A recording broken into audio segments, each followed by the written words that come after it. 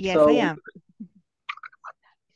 Great, thank you. So we're starting at 6:33. Good evening, everyone. My name is Christian Olano. I am with Winter Consulting. Many of you have seen me already.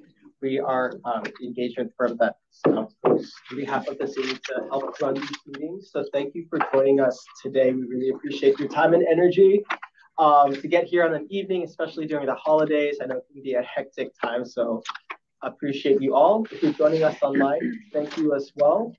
This is the third commission meeting, which is focused on hearing about the RFP, request for proposal process. Before we start, just wanted to go over some tech and logistical items. And as I mentioned before, in order to make a more language accessible environment, please, if you just joined or a member of the public joining us in person, go over there in the back to get any interpretation devices if you don't speak English or Spanish, both of those languages. And then if you're, I'll ask our interpreter online to share about interpretation. But first, I'll pass it off to my colleague Stefania to do a welcome in Spanish as well. Hola a todos, mi nombre es Estefanía Díaz, trabajo para la organización Winter Consulting y soy coordinadora de compromiso. Gracias por unirse a nosotros hoy para nuestra tercera reunión de CISA. Ahora vamos a comenzar con nuestra reunión, así que por favor tomen sus asientos. Estamos emocionados de tener esta reunión en persona y también reconocemos que hay miembros de la comunidad que van a estar virtualmente. Esta es una reunión híbrida, por lo que comenzaremos repasando algunos elementos técnicos y logísticas con respecto a la interpretación. Gracias. Great, and I'll pass it to our interpreter online to explain interpretation for those of us joining via Zoom. Thank you. In order to provide language access, this meeting will have simultaneous bidirectional interpretation in English and Spanish. If you're bilingual, you don't have to click anything. But if you're not bilingual and you're using your laptop, locate the icon shaped like a globe at the bottom of your screen, click on language interpretation, and then select English. If you're using your phone or an iPad, then locate the three-dot menu in one of the corners of your screen, click on language interpretation, and then select English. When you speak, do so at a moderate pace because the interpreters are going to be simultaneously interpreting everything you say. And remember, in order to have an effective dialogue, everyone needs to enable the interpretation. A efecto de proporcionar acceso lingüístico, esta reunión contará con interpretación simultánea bidireccional al inglés y al español. Si usted es bilingüe, no tiene que presionar nada, pero si usted no es bilingüe y está en su computadora, busque el icono en forma de globo en la parte inferior de su pantalla, haga clic en interpretación de idiomas y después seleccione español o Spanish. Si está en su iPad o su teléfono, entonces busque el menú de 3 puntos o que dice More en una de las esquinas de su pantalla, haga clic en interpretación y después seleccione español o Spanish y después aceptar, finalizar o done. Cuando hable, hágalo en español y las intérpretes estarán simultáneamente interpretando todo lo que usted diga. Gracias. Thank you. Thank you. And before we go forward, I just wanted to offer the opportunity for the City of San Jose staff to do an introduction for themselves. So I sit here first. Jump into the screen. Good evening, everybody on the screen, and good evening. My name is Zach. I'm in the City of San Jose's Office of Cultural Affairs and Economic Development. And most of you know me. I've got emails from me. Daniel. Good evening, Daniel Sasueta, City Attorney's Office. Hi, good evening, Sarah Sarate. I am the Director of City Manager's Office of Administration, Policy, and Intergovernmental Relations. Good evening. It's a long title. It's a long. Not with the City of San Jose, Ricardo Benavides. I am the Google non-voting rep for the Flood Commission. And it's okay, I could just do my 2 pieces of, I'll be. Hello there, I am Albi Udom. I'm Deputy Director of Finance and Chief Procurement Officer for the City of San Jose. And Nancy Klein, Director of Economic Development and Cultural Affairs. Just really grateful, as Christian was saying, to have you here, especially at busy holiday times. Great, and then just to do a more formal roll call, I'll just state your name, and if you could just say here, if you're here, and if you're not, then you won't see anything. So I'll start with your Sofia Jaquez. Yes. Efren Estranero. Yeah. Alma Rosa Balon Vidales. Thank you. Raymond Ramsey. Not here. Juana Villalpando Becerra. Absent. Olivia Ortiz. Here. Julie Benowitz Pierce. Here. Jeffrey Buchanan. Here. Abukbar Ndiaye. Regina Celestine Williams. Here. Josefina Aguilar. Kiyomi Yamamoto. Here. And Disana Dominguez. Here. Sorry. And then we have just again non-voting City of San Jose representatives, Sarah Zarate is here, then Monique Melchor here, and then non-voting Google representative Ricardo is here, and Avitas. All right, great. So with that, again, welcome. We are in a new room. So for those of us who have joined us online before, we are in a new room. For those of us who are the commissioners, hopefully this is a more conducive environment for us to just have a more organic conversation and discussion. We really, one of the main intentions of this commission is to have discussion, and hopefully this is more conducive to doing that. As such, I believe we only have one mic, maybe two. So when you speak, if you can remember, please state your name before you speak.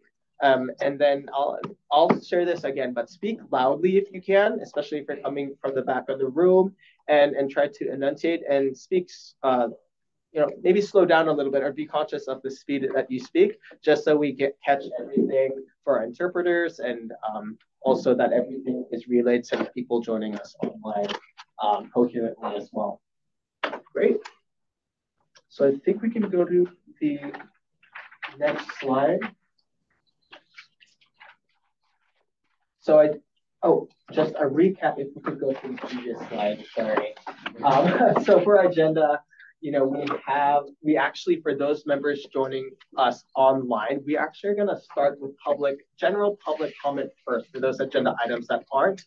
If you have a public comment regarding items that aren't on the agenda, so we'll start the meeting with that. If you just note, you'll have 2 minutes to provide public comment, and if you have a public comment, just use the raise hand feature on Zoom. We'll then have our staff presentation first on RFP 101 training provided by the city staff, and then a conversation facilitated by city staff as well on the fund management RFP. That really, as we go look for the person who's going to help us distribute the funds, that fund manager, what are we going to look for? We want to have a discussion with you all on what that looks like. Finally, we'll end with the bylaws adoption. I know we had a chance to review the bylaws with our last meeting to see if you have any final clarification questions, but we're really intending that we can adopt these bylaws, and following that, given the discussion from the last meeting, have a vote on the commission officers. So that is the chair for this meeting, the vice chair, and the pro tem. And then we'll adjourn. So with that, next slide, please. So we wanted to, as we start off with every commission meeting, just remind you all, and for those of us joining online, the purpose of the fund. Really uplift under-resourced communities in San Jose through these 2 program areas, community stabilization and opportunity pathways.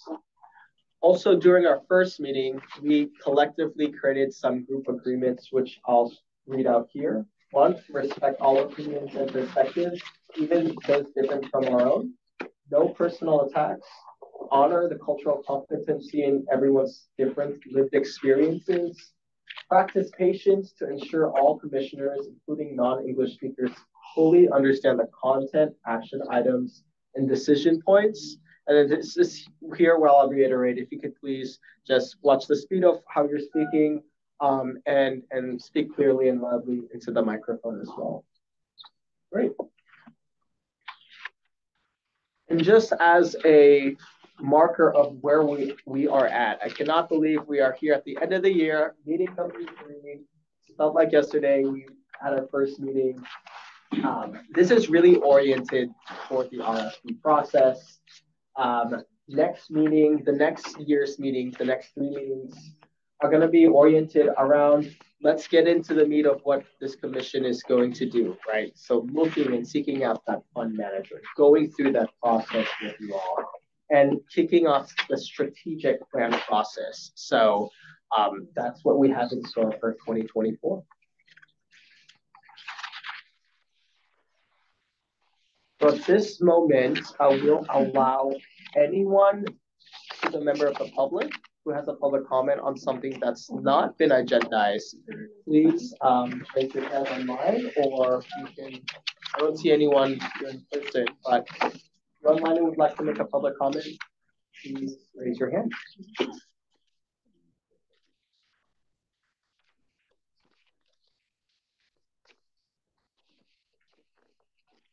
Seeing no raised hands, I believe we can proceed with the agenda.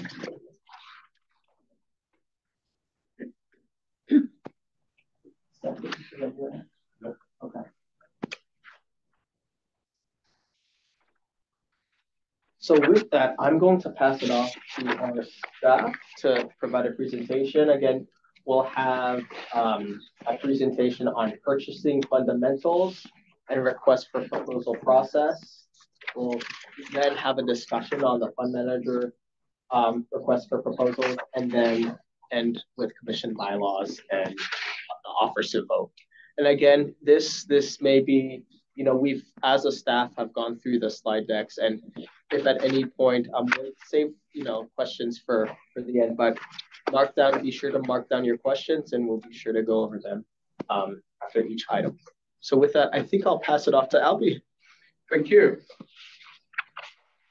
Thank you again, Commissioner. Thank you to the staff for allowing me to come talk with you about procurement process. I know you want questions to be held to the end, but I'm going to be leaving after my section, so maybe you can ask me questions at that point if I go into the next one. Right, thank you. I'll stand because I tend to talk with my hands, and I think I'll look really silly in there with my hands. So, next slide. Okay, so that's just a general agenda. What I'm going to do today is I'm just going to talk about procurement generally as it relates to what you're trying to do. Your immediate thing is to hire a fund manager to assist you with the running this program. So I'm going to talk about procurement generally, but kind of try to tailor it to what you're trying to do. So, and this is the agenda for that. We'll start with what procurement is, go over our guiding principles, the governance, who does what in the city with regards to procurement, talk about the life cycle of a procurement, and that's it. So, Zach, next slide. So what is procurement? Okay, procurement is essentially the overall process of acquiring goods and services by any legal means. So the discipline of procurement has evolved from the point where it was kind of purchasing toilet paper. It's now more of a strategic tool for organizations to use to meet their goals. In the public sector, procurement is usually attained through competitive process. And this is just to make sure that everybody gets a fair and equal opportunity to participate in the contract, to participate in the public. Next slide. So we are all public servants here in the city. So whatever we do, we are stewards of public funds. And when we use public funds, we have to make sure that we're using it correctly. Not just that we're doing it, but we have to be seen to be doing it. That means we cannot leave any room for people to question it. So we are really guided by so many principles, but the three main ones are accountability, ethics, and impartiality. Next slide. So within the city of San Jose, there are three governing bodies for our procurement. One is the Muni Code. The second one is the City Policy Manual. And the third one is any grant-funded requirements. We get grants from organizations, and sometimes the organizations will say, we want you to do certain things before you can use this money. So the next thing talks about that the resources are available on the finance department intranet website. That's where we have our procurement guidelines, our templates, and our procurement system. We use a public system called Bid and Go for our procurement. Next slide. Okay, so within the city, who does what procurement? There are three streams of procurement. One is public works. Public works does all the construction type projects, any public work, things to do with architects, engineers, buildings, construction.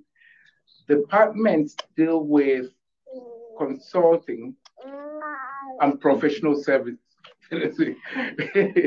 Consulting and professional services. So, and then in finance purchasing, we deal with all non-professional services, general services, and purchase of commodities, including software, hardware, and supplies. The question always comes up, what is professional service and what is non-professional service? Sometimes the distinction is very, very clear. What I tend to tell people is this: professional consulting services are those things that professions that you have to take extra training, maybe postgraduate degree, get a lot of experience. So things, doctors, lawyers, auditors, architects, they're all professionals. Non-professionals, general services are those ones that you don't have to do those extended training. So you get the janitors, the gardeners, drivers, they're all non-consulting. But in between that, there's always that gray area where you say, is this consulting or is this not consulting? Is professional or not professional? What I always tell people is this: if you're not sure, reach out to us, we can dialogue it, and we can come to an understanding around that. What you're trying to do is to hire, at least with this first procurement, is to hire a fund manager, and that will fall squarely within the professional consulting. So, but like I said, everything that I'm going to talk about today is going to be general, where I'll touch on those. Next slide. So the life cycle of an agreement, when you decide that, yes, we want to hire this fund manager, how do you go about it? We have identified 4 phases for an agreement, starting from the pre-award phase, which is where you have identified your need. Yes, we need to find a fund manager to help us with this. Then at this stage is where you outline your specifications, you make sure you have your budget all figured out, everything all done. After that phase, you go into the vendor selection phase. And this is where most of the work in procurement is done, between the vendor selection phase and the negotiate and execute phase. So the vendor selection phase is where you talk about the method of procurement, how you're going to get this consultant, how you're going to what kind of procurement method you're going to use, how you're going to evaluate it, everything that's going to happen there. So I'll go into this in a little more detail because that's where the meat of procurement lies. Once you get through that phase and you've selected a vendor, the next thing is to negotiate and execute a contract. Usually what we do is when we go out, we say, okay, we intend to award you a contract, but it doesn't mean that everything you told us that we're taking it. We're going to negotiate with you to make sure that we get the right terms, the best terms for you and us. And then once you get through that, negotiate the contract, agreement, sign it, everything, the post-award phase is the last stage of it. That's where you make sure your vendor, you manage your vendor properly, make sure they're doing what they said they'll do for you, check all the milestones, and quite importantly, review and pay your invoices. So that's kind of the life cycle of an agreement in a nutshell. Once you get through that last phase of it, and they're done, the next thing is the agreement is killed. Next cycle. Okay, so the pre-award phase. This particular slide is really talking about what we do in finance purchasing. So the department identifies their need. They identify the commodity or service that they want. They identify funding for it. They look at the guidelines there, whether it's a tactical or strategic procurement. If it has something to do with software technology, they have to go through ITD review. They prepare the requisition and they submit it in FMX for review and approval. For your fund manager, you're not going to go through most of this. You're just going to look at the identify your service, identify your budget, write up your scope of work, and then you're going to be looking at posting it in bidding. The vendor selection phase is like I said, it's the main part of this whole thing. So first of all, you're going to decide how you proceed.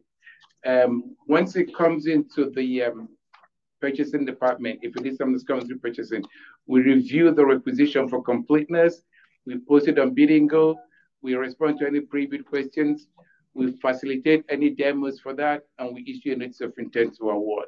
Like I said down there, this is the workflow of finance purchasing. Now, in your particular case, because it's going to be handled by, is it OED will do this? Okay, OED will do this. You're going to go through the first page, you're going to identify everything, write your scope, and then you're going to post it directly on Bidding. It's not going to come to the departments post their own procurement on Bidding. So again, just talking about this generally, what we will do when we get the requisition is we decide if we're going to do a competitive or non-competitive solicitation. So non-competitive solicitation is where the result is not based on a competition, and that can be either because the dollar amount is low, 10,000 or below, or it's been done on a P card, or it's a sole source or unique service where we've identified only one vendor can provide this service. So we go to them directly because there's no need to kind of waste time looking at everything else, or it's a pilot.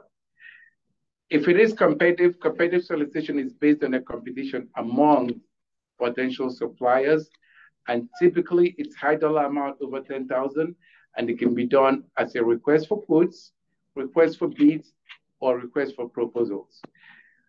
First of all, let me talk about request for quotes. Request for quotes, it's where you say, we want to buy this, you get 3 quotes from 3 different vendors, and we evaluate that. Request for bids, and that's usually for if the value is 250,000 or below. Request for bids is where you get, value is over 250,000, but you get more than 3 quotes. It's not just a 3 quote. Request for proposal is where you go out and you get an evaluative. The difference between those two is that request for bid is based on cost. So the lowest responsive and responsible bidder gets awarded. Request for proposal, we award to the best value, the person that will give the city the best value. It may not be the lowest. So for your fund manager, because I suspect the value of the contract is going to be over 250,000, it will have to be a competitive solicitation. And on that note, it will probably most likely have to be a request for proposal, because for consulting services, we do not encourage lowest cost approach. You're not going to hire a doctor based on how cheap they are. You're going to go for overall value. So it will be a request for proposal. And that's why I have the request proposal there, or RFP. RFP is a formal solicitation approach. It is typical for services or combination of services and products. When we put this slide together, the threshold was 140,000, but that just went up to 250,000. So effective November 16th. So it has to be 250,000. Award is based on overall best value for the city.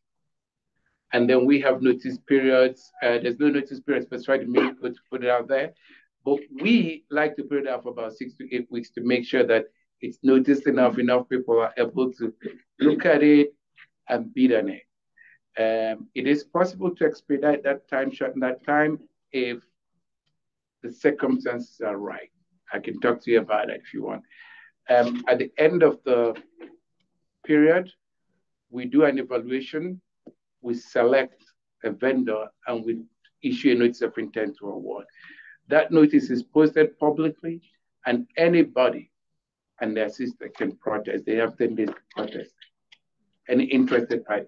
They don't even have to bid on it. They just have to say, I'm protesting this. And they can even take that protest all the way to city council.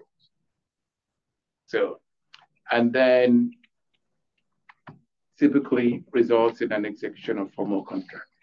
So in your particular case, if you're hiring a fund manager, once you get to this point, you put out the solicitation, they bid, you go through the evaluation process, and then you issue a notice of intent to award, go through all that process, and then because the city council has to approve the contract, that will then go to city council for city council to say yes, and then you can start negotiating contract. Next slide. So the next phase is the negotiate and execute. So you've selected a vendor that you want to work with.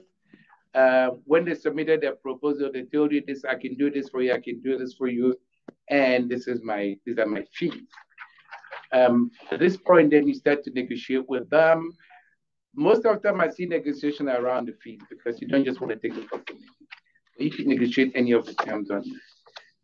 And you're assigned, the OED assigned city attorney, would that be you? Oh, we'll work with, sorry. We'll work with you on the agreement to make sure that everything is okay. Then the agreement is signed and it gets posted by the city clerk. Next phase. Okay. So this is the post-award phase. You know, you sign your agreement, everything is going okay. You have to monitor to make sure that the fund manager is doing what they said that they're going to do. With professional services, it's really difficult to say you're not doing what I told you to do because you're hiring them because of their expertise. So it's not like where you're saying clean the floor and you come in and say the floor is not clean. You know, so you're hiring them for their expertise. So you really have to go over and above to make sure that, you know, they are doing what they're supposed to do. And make sure if there's any milestones that they're supposed to meet, they're meeting it, filing whatever they need to file. And also keep an eye on the usage of your funds. Because if you run out of funds, then you have to go back to council to go ask for some money. It's not always fun to go ask council for money, but for the fact that the budget director is not going to be too happy. And then managing your vendor, make sure you build a good relationship with your vendor, provide them with any necessary information that they need to be able to provide the service for you. And if there's any dissatisfaction, get in front of it right at the beginning. Don't wait for it to fester because the longer it festers, then the more challenging it's going to be. That is it in a nutshell. But you know, I'm open to any questions that anybody may have.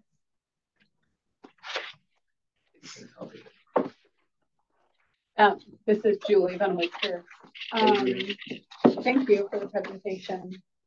In regards to the evaluation period, so can that include meetings with these contractors that are putting forward the RFPs, like a meeting or an interview process? Yes.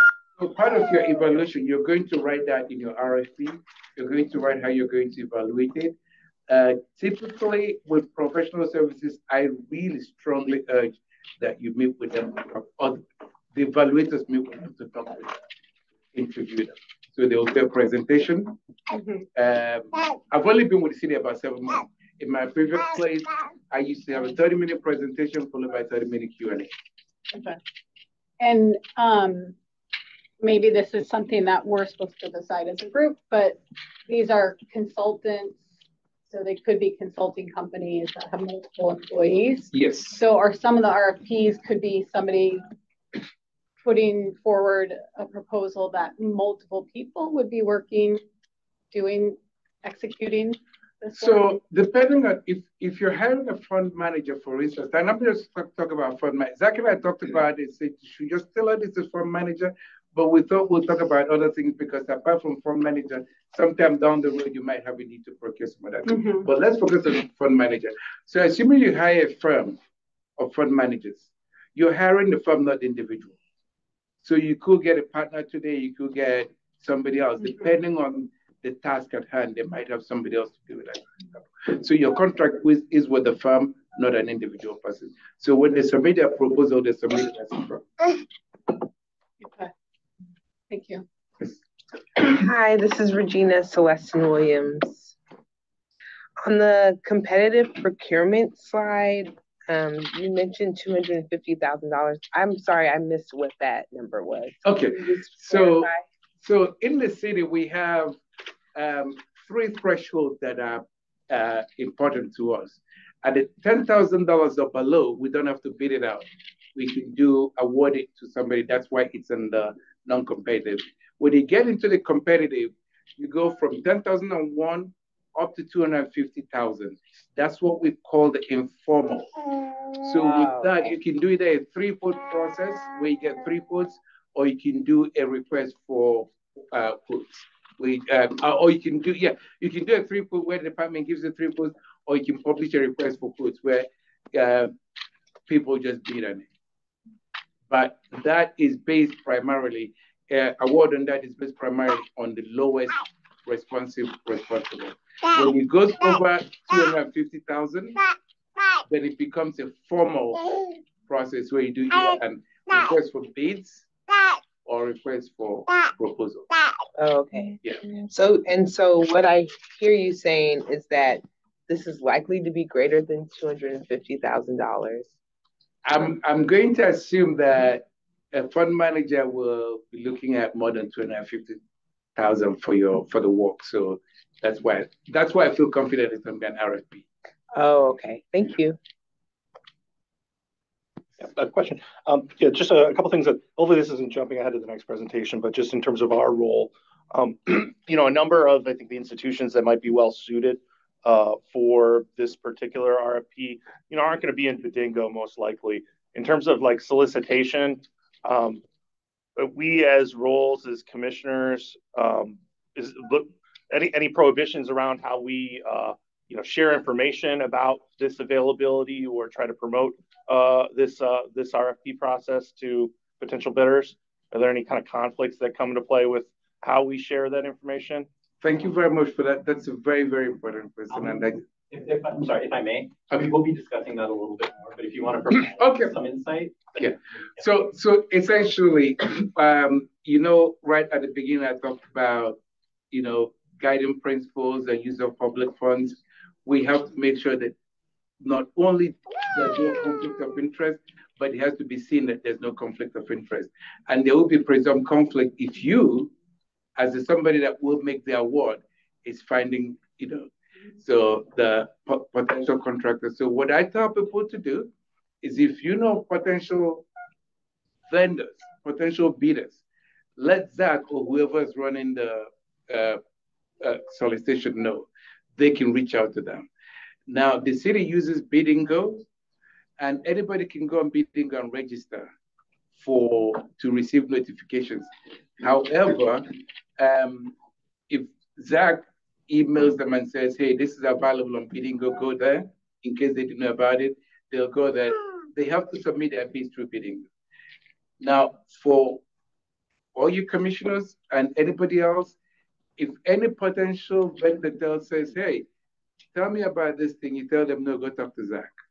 Because if somebody else finds out that you talk to them about it, that will be grounds for protest.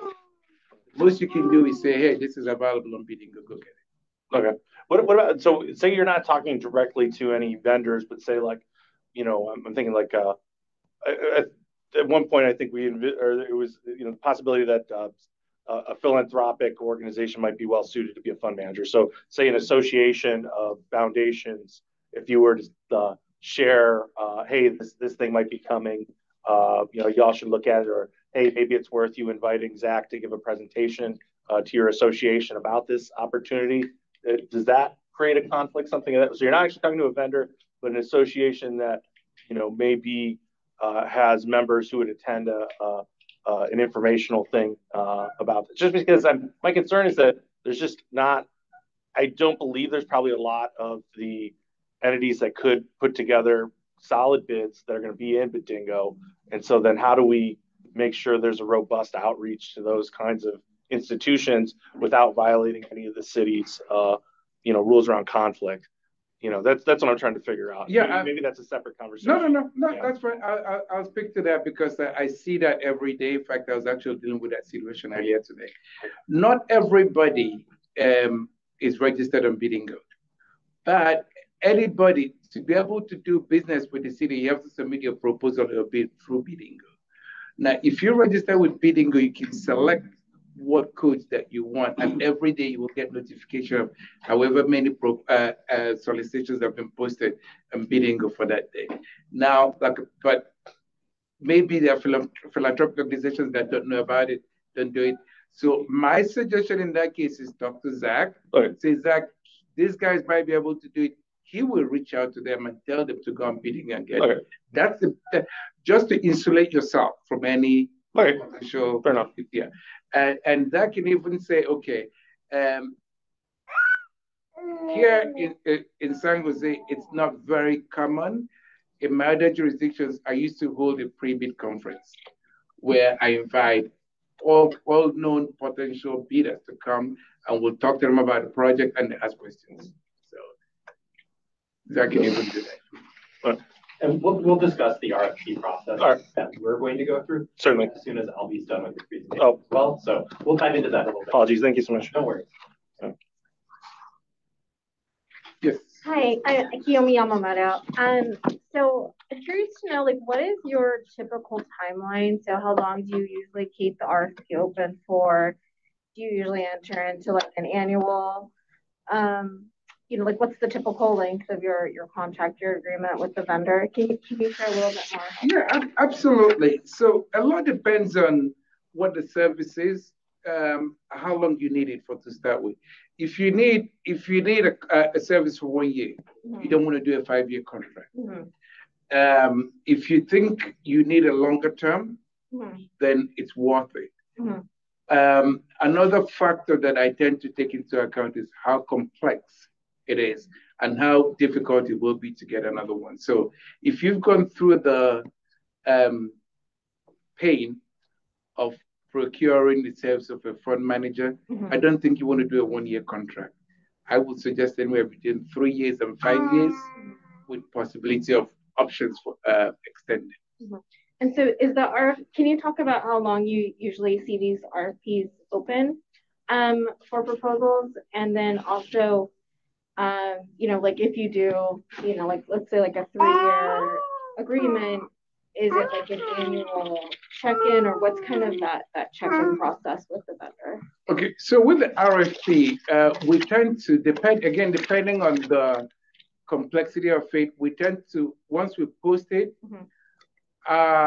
best practice is 6 to 8 weeks out there on the streets for people to respond, not for everything to close. Right. It takes a lot of work on the front end to actually develop the RFP, and there's a lot of work after the RFP is closed to do the evaluation. But for that time when it's out in the public domain for them to bid on it, 6 to 8 weeks. And then, you know, if we think that we're not getting enough traction, in Bidding, you can see how many people have actually downloaded, how many people looked at it, how many people, you know, downloaded it. So if you look at it and you're getting to the end of the 6 to 8 week period and you think, nobody's doing this, you can extend it and then do some more outreach. The key to it is outreach. So if you outreach a solicitation properly, you can even shorten it to 4 weeks. So it seems like there's a lot of flexibility then in terms of being able to extend it without having to like go back and have a whole conversation about whether or not to extend it. It's this may just may not be the right pool, so let's But then once you get to the end of solicitation, that solicitation has ended. You go into contract, and then the contract becomes the vehicle at that point. Now, if for any reason you fall out with our fund manager, let's say you go into contract, you do a 5-year contract, you go in and year 2, you fall out with the fund manager, and he's written all the letters, and the fund manager's like, you know, so you terminate the contract, you're gonna have to go out to bid again. Yeah. So you can't just pull up that old one and say, hey.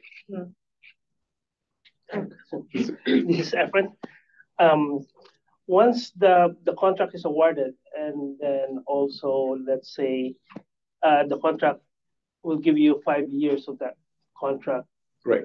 And before the end of the contract, you notice that due to the delays or something like that during the contract, and then it's not going to be doable to finish that in 5 years. Right. Are we going to go back again to create a new RFP for the extension, or we just have to follow up through and extend those contracts? Very good question. So what we tend to do is have a fixed term, an initial term, and then we have options for extending. So if you're getting to the end of the period and you feel like we need some more time, then you can extend it. You can extend it if you feel that you're done, then that's it. Okay, and then the budget will extend, especially if like the budget is almost done. Then you'll go back to Jim Shannon and say, give me some more money. Jim Shannon's budget director. Okay, thank you very much. All right. Thank you so much. Thank you. Thank you. Thank you very much. Pleasure. And again, if you have any more questions, feel free to let us know via email, and we're in communication with Alvin, can convey that to him and get some answers to you. So with that, I think I'm passing it off to Zach. Thank you, Alvin. Appreciate you. Have a good night. To talk about this process, dovetailing on the conversation on fund managers.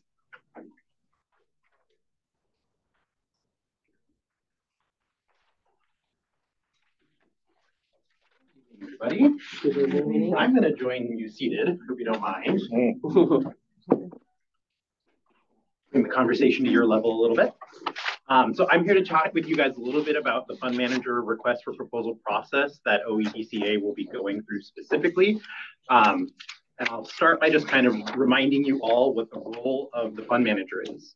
So outlined within the development agreement, I believe it's Exhibit H of the development agreement with Google, is all of the rules and regulations and contemplations that we have for this commission specifically. And it also outlines what the role of the fund manager is. And for the fund manager, the primary role is to ensure the strategic impact of the funds that we are distributing over the course of time, to help facilitate community involvement in the grant making and planning process, to ensure compliance with City Council approved strategic plan. So eventually the strategic plan that is developed by you and the fund manager in collaboration will be approved by City Council. And then to act as a leverage for additional opportunities to find more money or bring in external partners to help grow what we're trying to do here.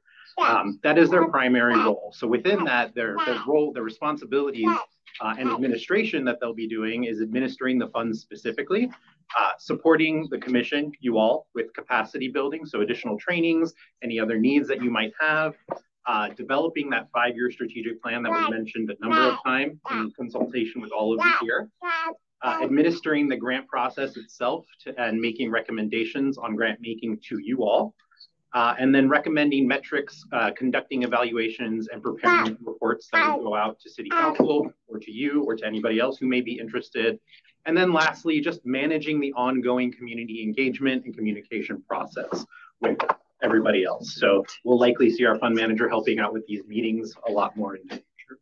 So that's just a reminder for you all what the actual role is of the fund manager. For our RFP process, we'll be following the steps that are generally highlighted on the screen. And it's a pretty straightforward process. What I'll be explained is what we will follow for the most part as a department.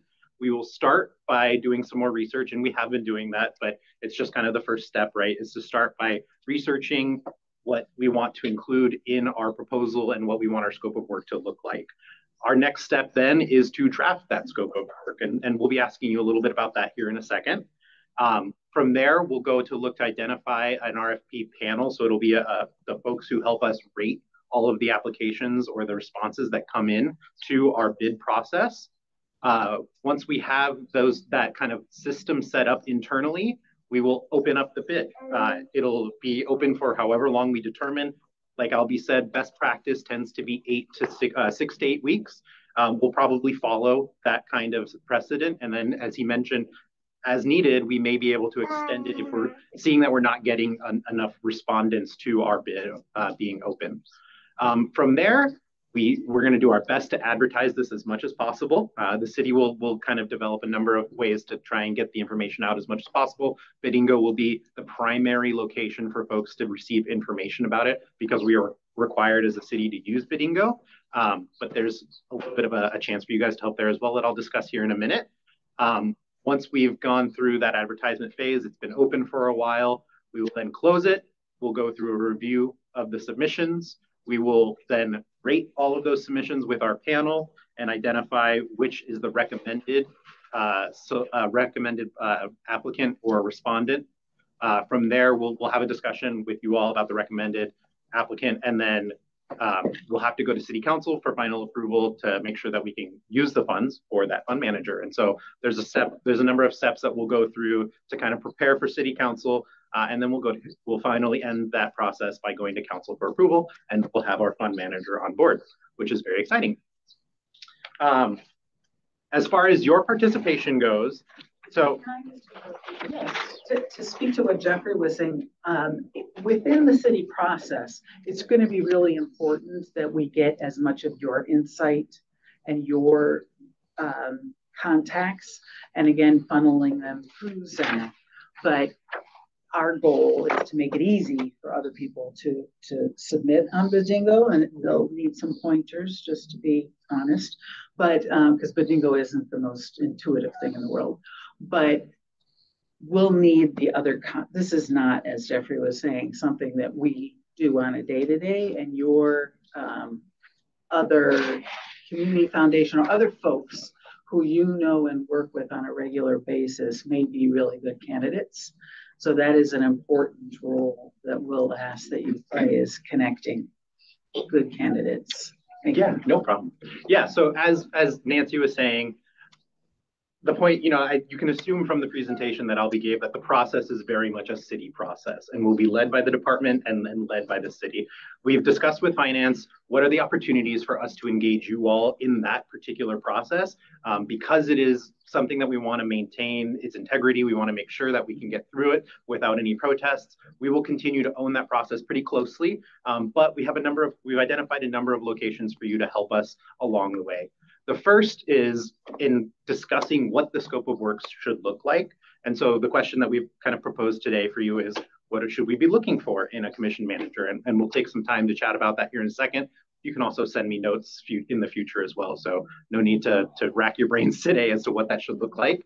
But as Nancy said, advertising the solicitation is going to be a critical way to help us make sure that the right organizations hear about what we're trying to do and can apply for the position. So you are encouraged to let organizations know that you would think would be a good fit. Let as many as you know as possible, because we definitely need them to apply. But you should, if they have questions, those questions should just be directed to city staff or the Bidingo page specifically. And we'll look to provide you with this information in the future as we get it online so that it's readily available for all of you. But those are the two kind of primary areas that we have now for your participation. We're also open to suggestions. So if as we're going through the process and we're continuing to develop things, if you have suggestions or thoughts or feelings, you're more than welcome to share them with us, and we'll do our best to incorporate that into our process. But we will look to kind of follow the outline that Albie presented for the most part, and the outline that I've shared with you as well in terms of moving our RFP forward. And just to tag team, no worries. Thank you for your patience. I also just want to slightly tweak what Zach might have said. The consultant that's chosen, you will work with extensively, and there'll be a lot of contact, a lot of work with this commission, with the fund manager that's selected. So the process has to be, as you heard Albie saying, making sure there wasn't any conflict of interest. And that's our role, is to make sure we're going through the steps, making sure there's no conflict of interest so that we don't spin our wheels. And honestly, it's not uncommon, and we want to avoid it, but not uncommon that the city has to start again because there was something that maybe wasn't quite right. But the goal is to, as Zach was saying, make sure that we're agreed together with you on what we're going out for. what characteristics we're looking for, and to run a process that in turn gets you a good fund manager to work with. So just a slight tweak on the language there. Oh, thank you, Nancy. Appreciate that. Yeah, we are now in a question discussion session portion of this, so feel free to jump in. Thank you. This is Regina Celestin Williams. So just to clarify, we will have the opportunity to give input on the draft RFP. You will have the opportunity to help provide some insight on what we should be looking for. That's so tonight that, in this code. That's tonight. And again, you can still send me those thoughts in the future, but that will help us to draft the scope of work. And the city staff will use whatever insights you provide to kind of build that scope of work and the RFP that we open. You won't have the opportunity to actually see that scope of work or the RFP prior to it being released, though. Oh, really? Unfortunately, no. In order to maintain the integrity of the process, we weren't able to kind of share that scope of work ahead of time. Huh. Okay, and then there will be a separate board that will create the short list. I forgot what it was called, but the short list or review and rank. Correct. So we won't have any input on the selection either. Well, is that right? And correct me, Zach, if I'm wrong, and the attorneys here always attorney close, but not 5 of them. So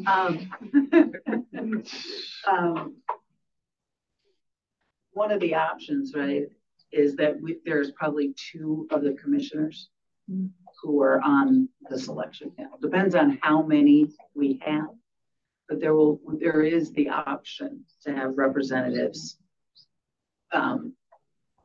Not the majority of the folks who are in this room on the board, on the fund commission, as part of the selection process. Okay. Yeah, that's exactly right. So the city will identify a review panel.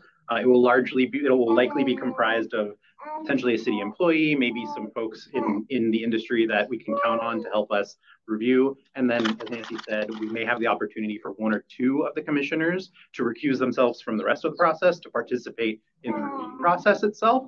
And then we'll look to come to you with the final recommendations prior to moving that forward as well. Okay. So you'll get a chance to see who makes it to the top of the list. Okay. You just won't be able to see like the development of the list itself.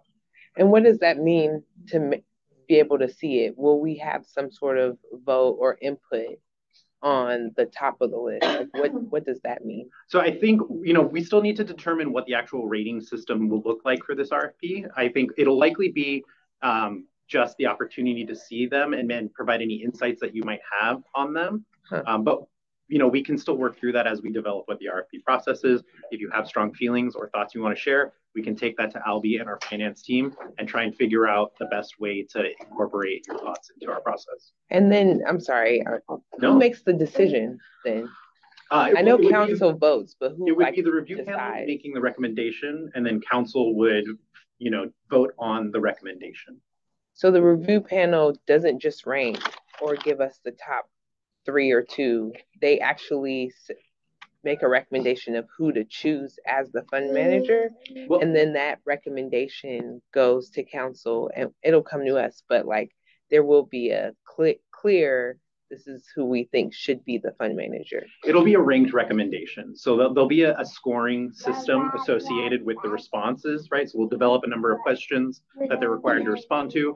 We'll have a criteria that outlines it is associated with a system scoring, and then it'll be who scores the highest within that system in relation to their responses. So yeah, the review panel in some sense will kind of decide the top recommendation through their review process. But our hope is that we have a pretty diverse review panel, somewhere between 3 and 5 individuals at the very least. And that collectively their reviews are balancing each other out, and we come up with the best candidate for the need. Thank you.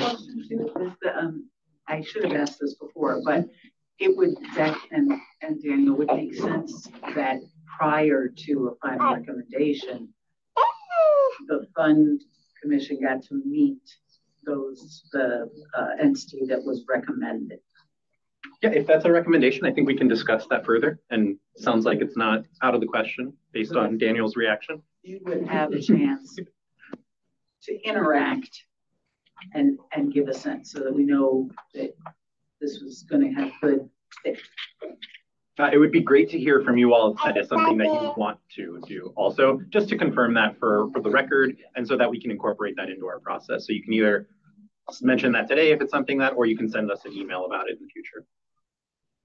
Olivia Ortiz. I just want to like kind of clear that in my head. It was kind of like, so to me it's like you're gonna ask our input like today to do the right, but then I feel like at the end of the day, whoever, like there's 5 people or 5 let's say you guys, it's gonna come up to us so we can review that and give our input on those, or how is that gonna?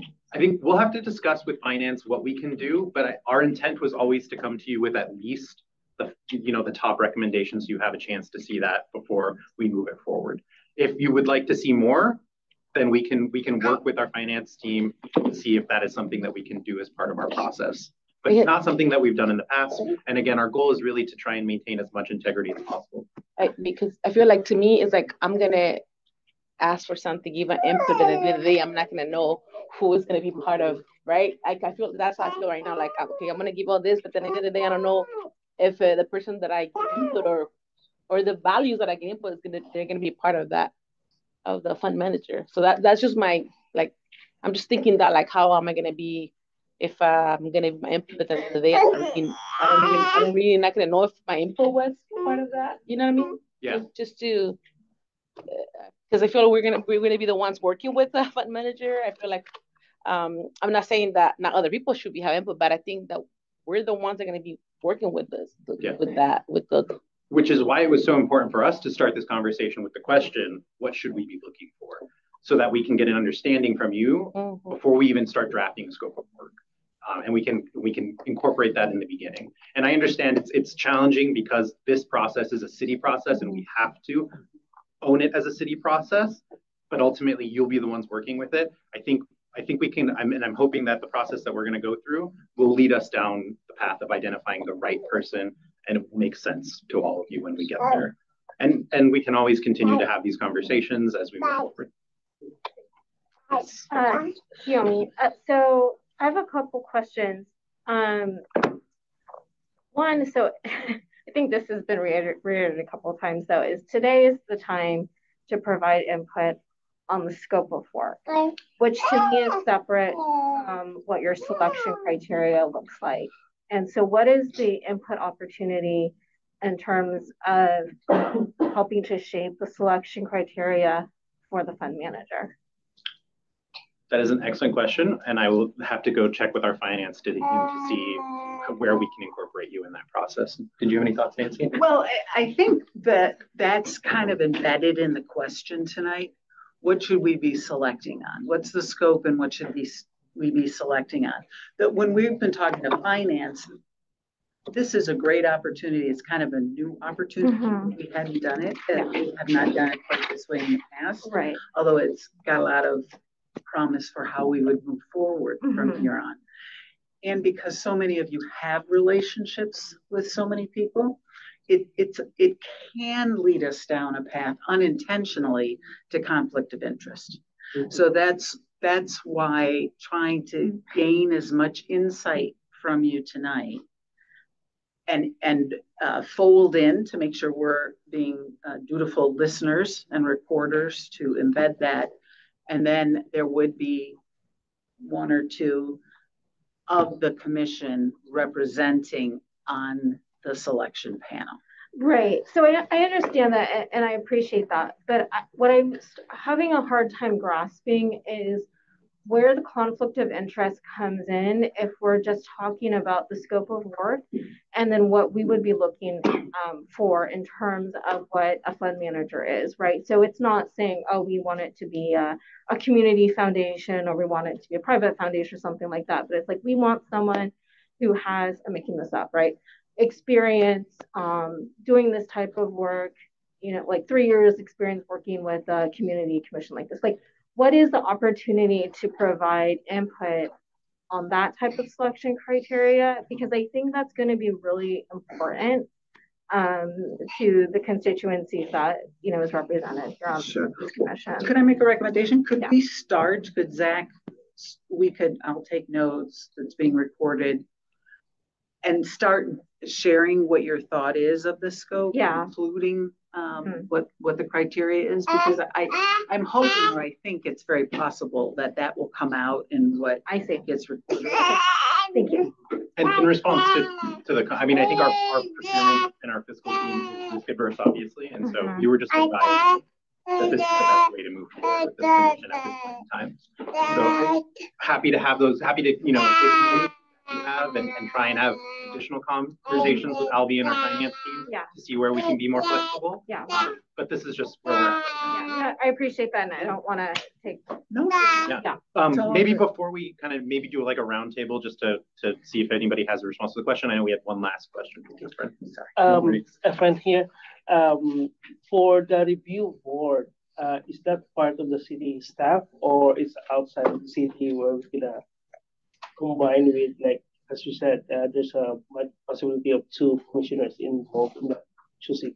So that review board, is that already inside the city or outside the city? It hasn't been selected yet. So we'll look to identify, a group of folks who will be knowledgeable, will have the expertise we feel like they need in order to make the right decisions. In part, it will likely be at least one city staff member on that team. We'll look to try and gather as much expertise as we can as well. And it's not specifically tied to city staff. So as commissioners can participate, members of the public can participate, or other businesses or people who are part of nonprofits or other philanthropic organizations. Thank you. Yeah.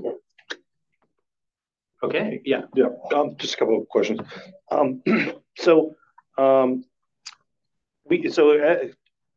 was trying to remember if this was what if anything we had written in the development agreement. But does this body get to set? I know we're not certain on how we're able to weigh in on the final selection, but I think it would make sense at the very minimum if we're able to send a recommendation as a body to the council about what we think of the top 5. Obviously, it'd be great if we were able to, weigh in some way that affects the criteria. Like if our consideration was a part of that criteria,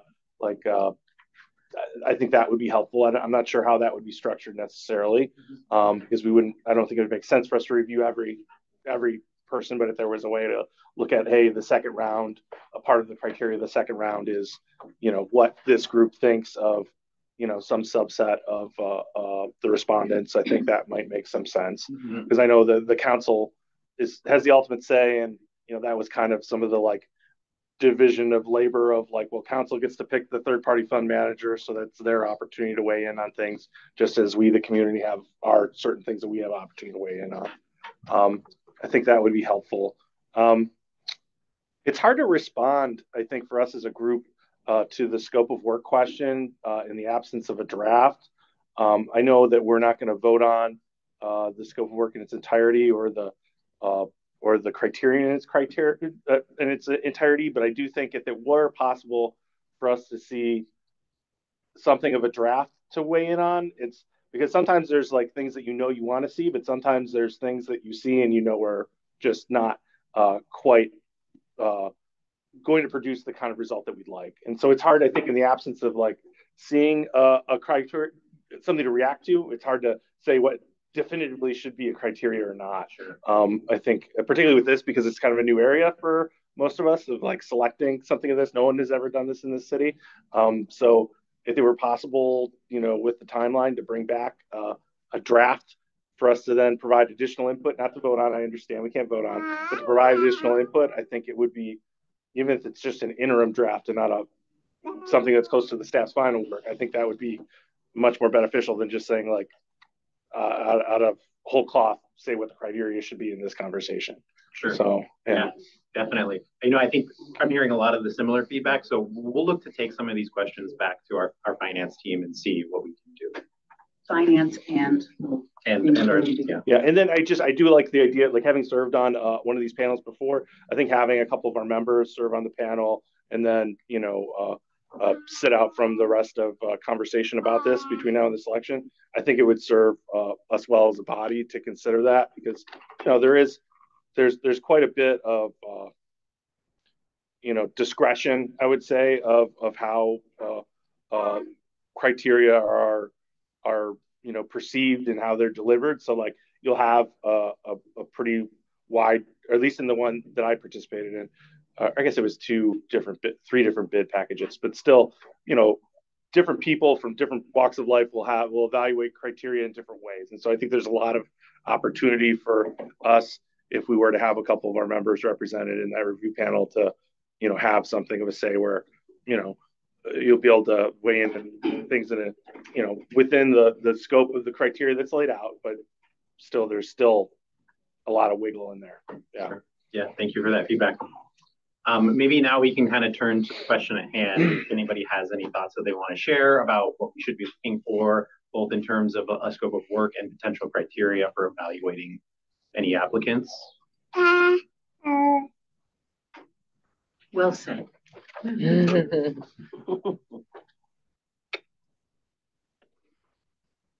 know that it's hard to come off the top of the head with that question, which again, you're more than welcome to at a later time, if you're digesting this more and you'd like to respond to the question and just send us an email with some thoughts, we're happy to take it that way. But yeah, I wanted to give everybody the chance to jump in if they would like to. I hate to suck up too much air, but I'll just go. Yeah, I think, to the point that I think Kiyomi was starting to make, experience in working with, I'm not sure how one would term this in a term of art, but, alternative governance, or like, working with a community-based, I'm not sure, governance, or working at the direction of some kind of, community set of stakeholders. I think that kind of experience is going to be pretty important to like how well we can work as a team, the fund manager, this board, the city. And so having someone with how you term that, you'll probably got to kick the tires on it. Maybe it's worth thinking about, but I think that would be helpful. Having a respondent who has experience in housing finance and in the kind of financing structures around workforce and economic development, I think would be beneficial. Particularly since we're, I think, interested in how do we kind of bring other types of capital to play into projects and what we want to do, because we don't have unlimited money in this fund. And so someone that has expertise and also has like capital that they're managing in different ways, mission-oriented capital, I wouldn't say just like any capital. I think that could be, beneficial to who we're selecting here. And knowledge of at least, the region, if not San Jose itself, I think could be beneficial. I mean, maybe there's some bidders that could bring expertise outside of the Bay Area, but like, I think there's some benefit to knowing that, just because of the different, policy landscape and, economic landscape and all the rest of it. Thank you, Jeffrey. Hi, Regina Celestin Williams. Some of my thoughts are around prior experience working on creative and new models to address inequities and access to capital for marginalized communities. So thinking about like folks who have experience with anti-displacement work or anti-displacement frameworks in terms of investing funds. Maybe someone who has experience with the Just Transition framework, and someone who has a demonstrated experience working with, in, and or for communities of color, and folks who have leadership that's reflective of the communities they work in. So people of color leadership organizations or things like that. Basically, groups that are aligned in the values of this particular commission. Thank you. Can I just build on that a little bit? This is Julie Benowitz Pierce. I would just to build on that is maybe experience in trust-based philanthropy and grant making. I think it would be great to have somebody who has experience in grant making, but I could see it also coming from the side of being like somebody who's in development and might be their experience is coming from, you know, actually applying for grant funds versus managing grant funds. And then I'd be interested on what others think about in terms of years of experience. I'm not sure what's exactly right, but I think more than 10 years is what kind of comes to my head. And I could see it maybe even being higher, but 10 years of experience. And I also just would agree with somebody who has that local experience and knowledge, whether it's the city or at least the region, Silicon Valley, South Bay. Thank you, Julie.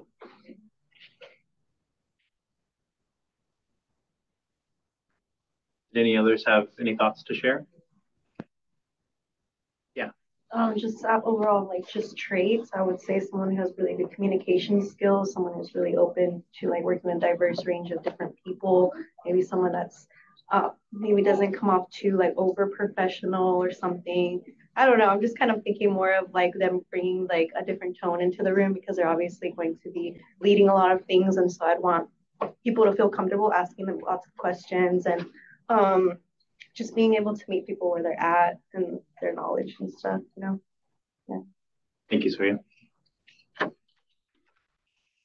mean, just to add a final point on that, like, you know, specific skills of at least bringing someone on the team that can help work and facilitate a bilingual meeting or, you know, bringing someone to the team because that's how we're going to run our meetings. So that kind of cultural competency probably has to be one of the criterias and like, you know, spelling out what all that includes, you know, should include, you know, about how to operate at the governance level and, you know, running multilingual conversations. So, you know. That gets to like the participatory process, whether it's participatory grant making or, you know, I think you mentioned earlier having facilitated community or city processes in that way and having the strong communication skills to be able to engage with folks and keep people engaged in the process. Yeah. I mean, I would be interested in how the finalists measure impact. I think everyone's going to do some kind of evaluation, but how they measure impact, I think, is going to be particularly important. And what, how would they approach doing an asset mapping and a gaps analysis, and their network also with other funders in the area. Thank you for those insights. Any other final thoughts? I think here, Efren, I think I'm thinking also about the person who's like more inclined on the nonprofit, mostly because most of the nonprofit, based on my background, is like they have a lot of connections in terms of very wide variety. Because they just want to manage everything as much as possible as free, right? unlike the one that you mentioned that, oh, we have a 10-year experience, but most of those experience, as far as I know, is like only dedicated on one subject or so. But as a nonprofit, there's a lot because they have to look around for those people. So especially for the vendors, as much as possible, they can save a lot of money for that one. So the idea is like, since they brought to their nonprofit organization, the idea of what they're gonna bring to our group or to the city is like, as much as possible, we can gather as close as we can so that we can, the funding will be concentrated on one focus only, which is to finish the goal. So the background is like that much. Thank you. Olivia here. To me, it would be great if we can find someone local. Definitely, if we're gonna, have this money, how is that gonna be, business locally here, San Jose, hopefully, and also someone that has experience of knowing our community, knowing San Jose, knowing the history of San Jose. Thank you. Alma, do you have?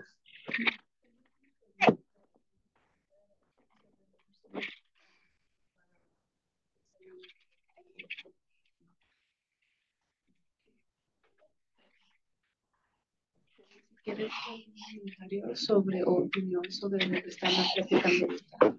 Sobre los requisitos de la persona que quiere contratar.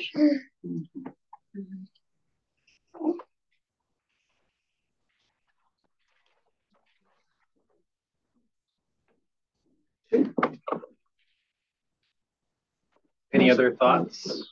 Si usted no quiere dar un pensamiento sobre cómo quiere ver a esas personas que van a trabajar con nosotros, ¿qué es lo que usted le gustaría ver de esas personas?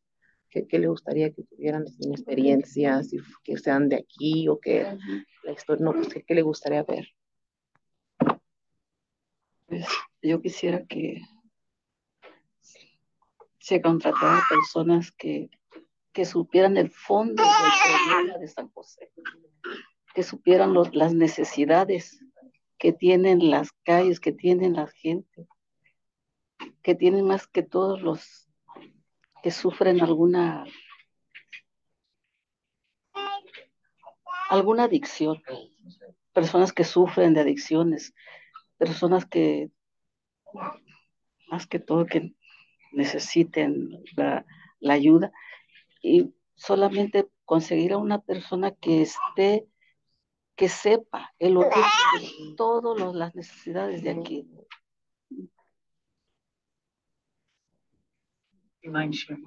Well, she basically says that she needs someone that knows, like, what are the really needs of the community, and what are the basically the barriers that is happening. What are the root causes of why are we, in this need?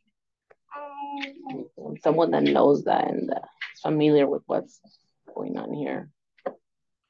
Which is good.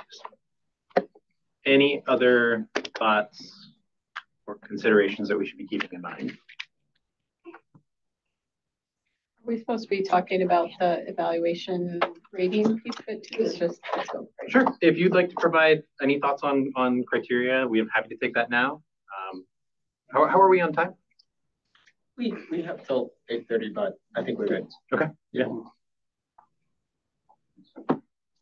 I'm also just happy to take that those thoughts separately via email if you'd like to share them with us, and any other thoughts that come up as you continue to mull this over. It wasn't clear if we were supposed to say, like, we have to specifically state that as part of the evaluation process, we want this committee to at least meet with the top candidates. And I think we wanted to say that we, if possible, would like to meet the top candidates or the top one that's recommended. Sure. Yeah. And we will take that, totally understand, and we'll take that back to both the attorney and finance and come back. Just totally get why that makes sense. And I'd like to add, Regina, that I agree we should have the opportunity to have a commissioner or two on the review committee. I recognize that having a large review panel could be challenging, But 3 people doesn't seem like a lot of people. So you mentioned 3 to 5. That seems like. Do you think of a minimum 5? Or?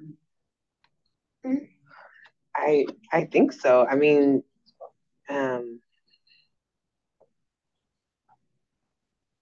it feels like that review committee is making the decision.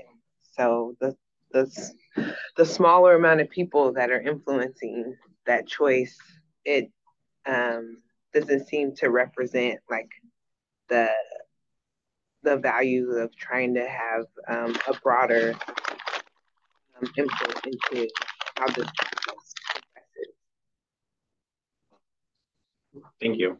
I will say that, our hope is that in developing the criteria and developing the scope of work, that it's fairly clear like how they're evaluated and how they're rated. And so when the evaluators come, they're there to be perspective and look at the responses as it relates to the criteria very, very like one. And so when they do it, they are reviewing and they're providing a response and in turn kind of helping to make that decision, but that decision should be fairly impartial because it is based on the criteria that we've already established ahead of time. So that's just kind of how it works, just so that you know. But definitely feedback is heard, and we will look to increase that minimum number that we keep in mind. Right. I guess that goes back to Jeffrey's point about then being able to see at least some sort of outline or something of the criteria. And my question is, who exactly is writing the RFP? Is it the finance? It will be the Office of Economic Development. So, okay. So our team will be for help. Yeah. Okay.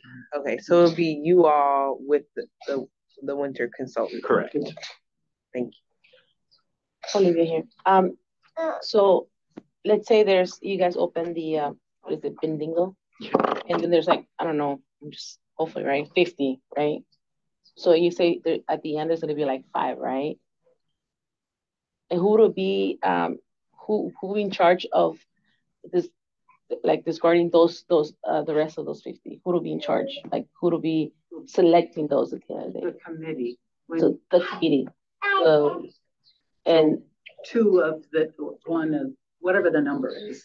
So the committee will take on that responsibility all the way through. To go through all those 50.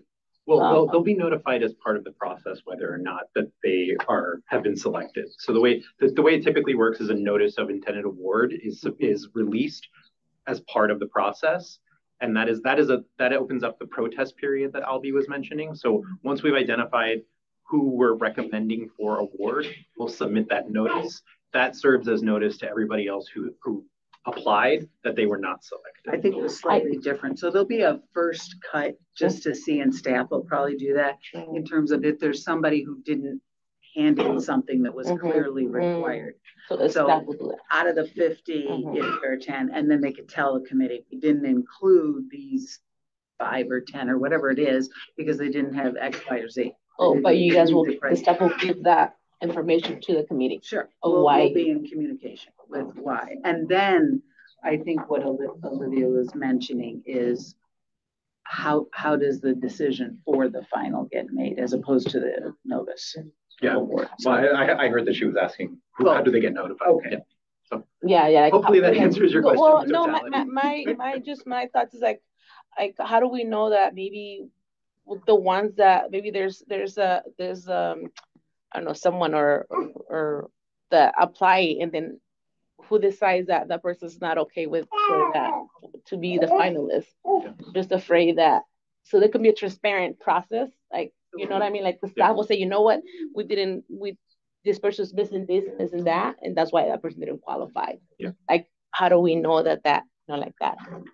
And once the award is recommended, all of the applications can be made public. So the goal is to be as transparent as possible. So there isn't any submittal that's hidden. It's just not made. We don't give it out until the decision. Yeah. And our review panel, again, they'll have the criteria that they'll be evaluating each application based on. And so they'll be looking back and forth between what we've defined as a quality candidate and what the response is. And there are some fundamentals, like if they don't respond to questions, then I don't know if we would want somebody who didn't complete a full application to be our fund manager. So that might be an easy no, right? And then we'll have a rating of all of the applicants based on the criteria. So they'll be put in line based on how well they have responded to the questions that we posed to them. I would hope that our panel is pretty adequate in deciding that they were good responses, and it should elevate, the appropriate folks to the top of the list. Thank you. But I just want to clarify, you don't know if this commission will get to determine who's a qualified candidate, because other than this opportunity to give input, we may not see the RFP until it's done. Right? Go back and ask. Right. Totally get the request. Okay. And the request to interview the top however many candidates, both of them. So we heard you loud and clear. Yeah. I mean, in the most risk-adverse approach, yes, that the panel would be kind of like where you're right. But I think, we are hearing you loud and clear, and I think that we're doing something different here. And I think we can use that as part of our conversation. Yeah. And even, I would just say, like, it'd be great if it was part of the criteria, but even if it wasn't a part of the criteria and it was just like, we are issuing our own recommendation to the council, that they can take or leave. I think it would still be helpful. My concern is we're probably more, like, it'd be great if we're in a situation where we have just so many great, respondents that, like, we're worried about making sure that we understand all the greatness of all the respondents. I'm kind of more worried about the situation where we have so few respondents that we're left, taking a less than favorable one. I think it would be really helpful. And yeah, thanks for the feedback of, like, being able to feed you all information, but trying to think about something maybe different than a pre-bid conference for, like, educating the philanthropic community. And there's a number of, like, kind of configurations of different types of funders that I could envision the city getting a couple of them to co-sponsor, like a webinar about, the fund itself and the opportunity of the RFP.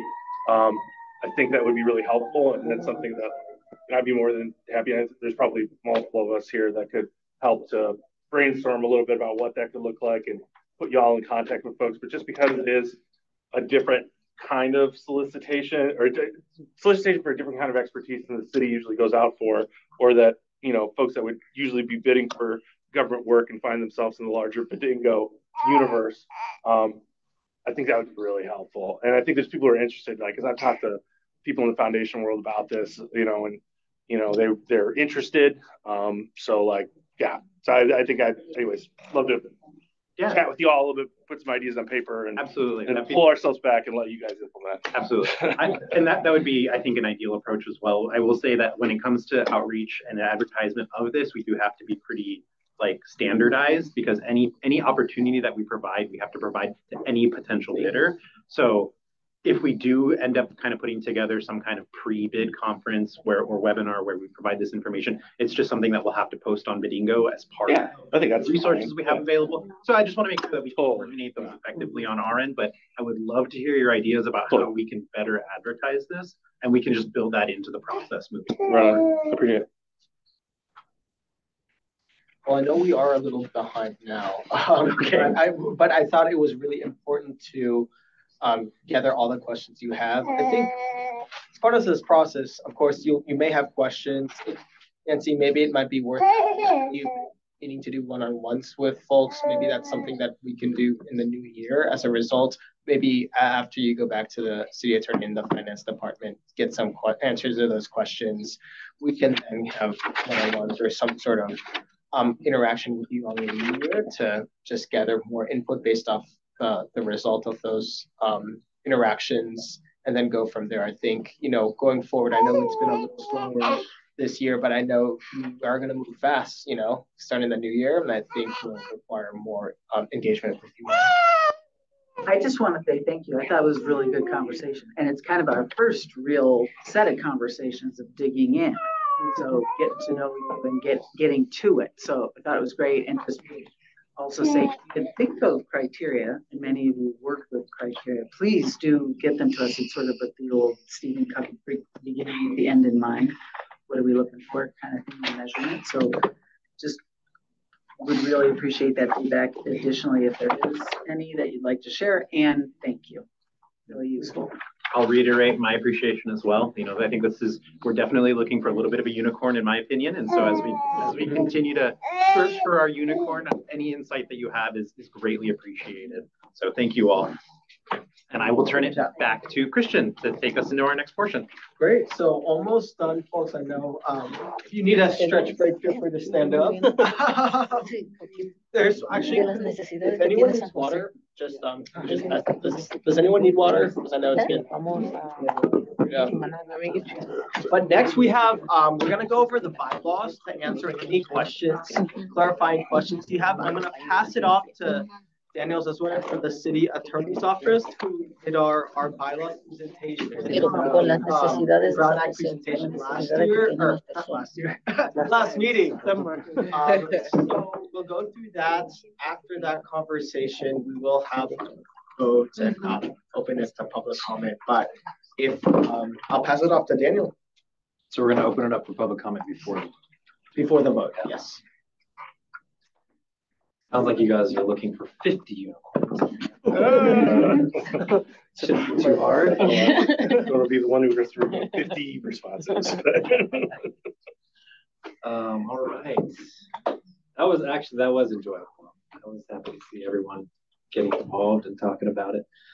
So if you want to advance the slides, we're just going to talk briefly about the bylaws. And so this is the main action that we're going to do tonight. You all will be voting on a resolution to adopt the bylaws, and the bylaws, as it states up here, is the set of rules, right? It's the kind of our constitution, as it were, for this group. And it sets out kind of the rules, how we engage in the meeting. There are a few items, and I thought it might be best just to kind of go through the bylaws themselves, step section by section. These are your bylaws, right? This is nothing has to be very formal and you know, this is your chance to incorporate some of the things that you wanted to do to the bylaws. And this is, you know, kind of a very general document of how a meeting is run. So I changed this up a little bit without telling you, Zach, where it's just moving with it. But so the beginning is, as you see, is the caption, the resolution, which is your commission adopting and establishing the rules for conduct of its meetings, proceedings of business. The first recital, whereas, states that you're finding it necessary to adopt these rules. And then comes the resolution itself, which says, now therefore be it resolved by the Community Stabilization Opportunity Pathways Fund Commission that you're hereby adopting these rules as follows. So we'll go through, and last meeting, you all had an opportunity to see these bylaws or draft the bylaws. So after we're done tonight, we'll take a roll call vote. General provisions, I don't know if there's much to talk about here.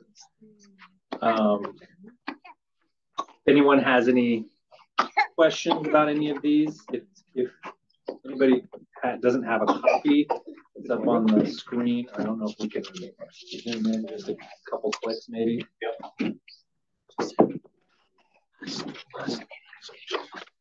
So really, I think tonight what we want to focus on, if you could go down a bit, there are two sections, section 106 and 107. Just go down just a bit. Those are the two sections that are kind of added for our fund commission. Those are the two that are special to this commission that we took a template and we added these. Now, open up for discussion as to whether or not these need to be amended or taken out, or we want to keep them in. So the first one, 106, good standing. We thought it might be a good idea to have, just to state it clearly, that commissioners must be in good legal standing and embody good character during and outside the commission meeting setting. Any discussion about including that, not including it? Thought that maybe this was something positive. So this is something it'd be helpful to understand why this is not typically in the bylaws of other commissions. Why did we decide to put it into this draft? Maybe Zach can speak to that, but I think it should be in all bylaws, to be honest. Okay. So I'm just wondering if it's, it sticks out if it's not typical. It'd be helpful to understand why this one. Yeah, I think there might have been some concern over, the idea that we're trying to encompass a broad swath of the community, right? We're trying to incorporate as many different folks into this commission as possible. And maybe during that process, we're getting folks who wouldn't normally or otherwise serve on the commission. And we're trying to, make sure that those who are serving on commission who are not necessarily used to serving in this capacity understand that there are some consequences that, if they're not in good legal standing or if there's some sort of,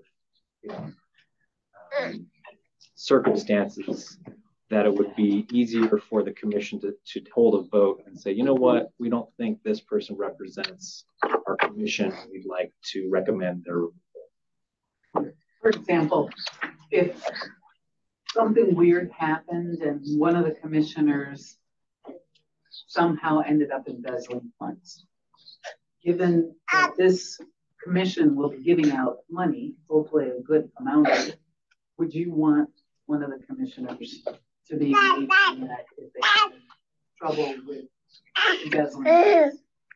So just as an opportunity to point that out, so that the commission could take an action. And I think I'm not familiar with, and I don't think it hasn't happened for a long time that a commissioner has been removed. It takes a vote of the city council. So regardless of whether this is in here or not, I think you could move to, have a no confidence vote or something. The council can anytime to remove somebody. But I think this is a good reminder. And I think it's something that's good. I would recommend putting it in any bylaw. I just would want that to be seen as discouraging, say, someone who doesn't have, legal status, that, for them to feel like they couldn't be a part of this, because I think we fought hard to make sure that this governance structure was inclusive like that. So that's my only concern. Sure. I don't know. I think this is Regina, for me, the term good character is very vague and broad and can be interpreted in lots of different ways. And I'm just thinking of like cultural or ways that could be like, I'm thinking of like ways that could be used against someone. How would you describe, or how would you define it? Because these are your bylaws. Yeah. You would be the one interpreting what this means. I think good character is problematic. For me, good character is problematic. It's just too vague. And it's founded on it just allows bias. Seems like something that would be open to a bias interpretation. Would you prefer to have the more language focused on good legal standing, or I mean, this of citizenship, or so you all are trying to, you're trying to get at if someone is what? Like if they're currently under investigation by the federal government? I mean, it's like a little bit, very, I think it's problematic. Are we trying to get at someone who is being prosecuted currently, or? Well, because legal someone who's under investigation to be on the commission, or but I mean, it's guilty. I mean, it's innocent until proven guilty. So I think it's just problematic because of our criminal justice system bias. I don't know. I think what Jeffrey and Regina are saying are resonating with me. And I think what seems to be a little bit confusing about this is the bylaws are not what fully governs who sits on a commission, right? So I don't see why adding this, given kind of the feeling what's going on, is necessary in addition to what is already the baseline for being able to qualify for a commission. I think this kind of sets that might not quite fit, but I don't want to like speak for everybody, but that's my the only thing I could, sorry. To me, it's also a bit really concerning just to kind of, just read that commission must be in a good legal standing.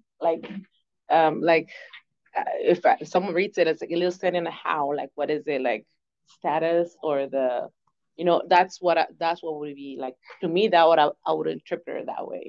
So I feel like if we choose different words, maybe, but also like, that's also my question. Like, if this other commissions don't have that, why do we need that? If it's, and I mean, there's other commissions that they also give out, decided on funds and right. I mean, on bigger things. So that's my question also. Like, my worries that I want, like, I'm just gonna be here for 2 years, right? I mean, I don't think I'm gonna be, but my worry is that someone else would not be just whack out of this just because they see all this, like, all these rules, and they'd be like too afraid to kind of be part of it. Well, so I will just say one thing, that there are no other commissions that are authorized to give out city funds the way this commission is authorized to do it. So that's kind of part of this, right? Which is something different here, where the city council, we're not going to dispense these funds. We're going to create a representative community commission to give out funds, and so that's where this kind of comes from. Oh, well, my comment was because I know there's commissions that decide on big stuff too, big projects, like, I don't know, the planning commission. There's a lot of, that could be a lot of, right? For example, right? That's also, they decide on big stuff, not just this.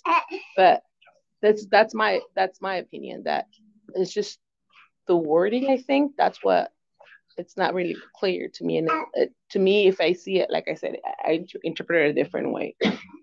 What would work? You get what we're trying to just set us. I do. Right about that. Does it work? I don't know if this helps at all, but does it maybe make sense to say not have been convicted of a felony in the last 3 years? So I guess this goes back to my question about the necessity of adding this into the bylaw beyond what's already needed to just qualify to be appointed, or to be, sorry, be on a commission or be appointed to a commission. I think my other question is, this body makes recommendations, right? And the council approves. So I'm not, again, I'm a little bit sure what the necessity is to, again, include this in the bylaws being already defined. So yeah, Daniel was sidebarring about the same thing. I just want to make sure we're all on the same page. Yeah. So the council will approve the 5-year strategic plan. Right. But this committee within the 5-year strategic plans makes all the determinations. Well, we do and we don't, right? I mean, like, we're not sure if we have input on the RFP, right? We're not sure if we're not sure if we have input on the RFP, right? We're not sure what our is going to be on the fund manager. So I would say it's kind of yes and no. And then my question again kind of goes back to what, and this is truly a question, like, what are you seeing as the value add of including this in the bylaws beyond what's already needed to qualify to be appointed to the commission? And that really is a question. Yeah. So I just want to make sure you know that we're not trying. What I was hearing in what you said just. Yeah. So when the fund manager is hired, right, your working relationship will be very direct. The fund manager is, because it's laid out in the development agreement, they will, based on working with you, go out and do the solicitation for grants.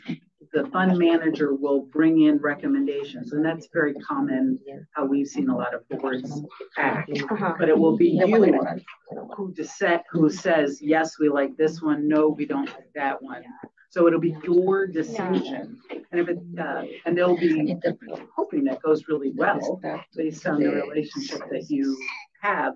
But it's also, we don't like this kind of work that you're doing. We want this kind of work. So I'm sure there'll be an opportunity to adjust. But this body will determine who gets money once it flows. Okay, yeah, and I appreciate that clarification. I don't want to take up too much airtime, but I think this kind of goes back to like question one, which is like, what is like really what is the value out of putting this in the bylaws versus what's already. So thank you so much. I just appreciate being able to have very forthright conversations. The city doesn't ever ask. One of the things we found out along the way, because staff has learned too, we never ask about felonies. We never ask about, so what is included in the other means and methods, we don't have. And so for this body to make sure there is that higher standard because of the fiduciary responsibility.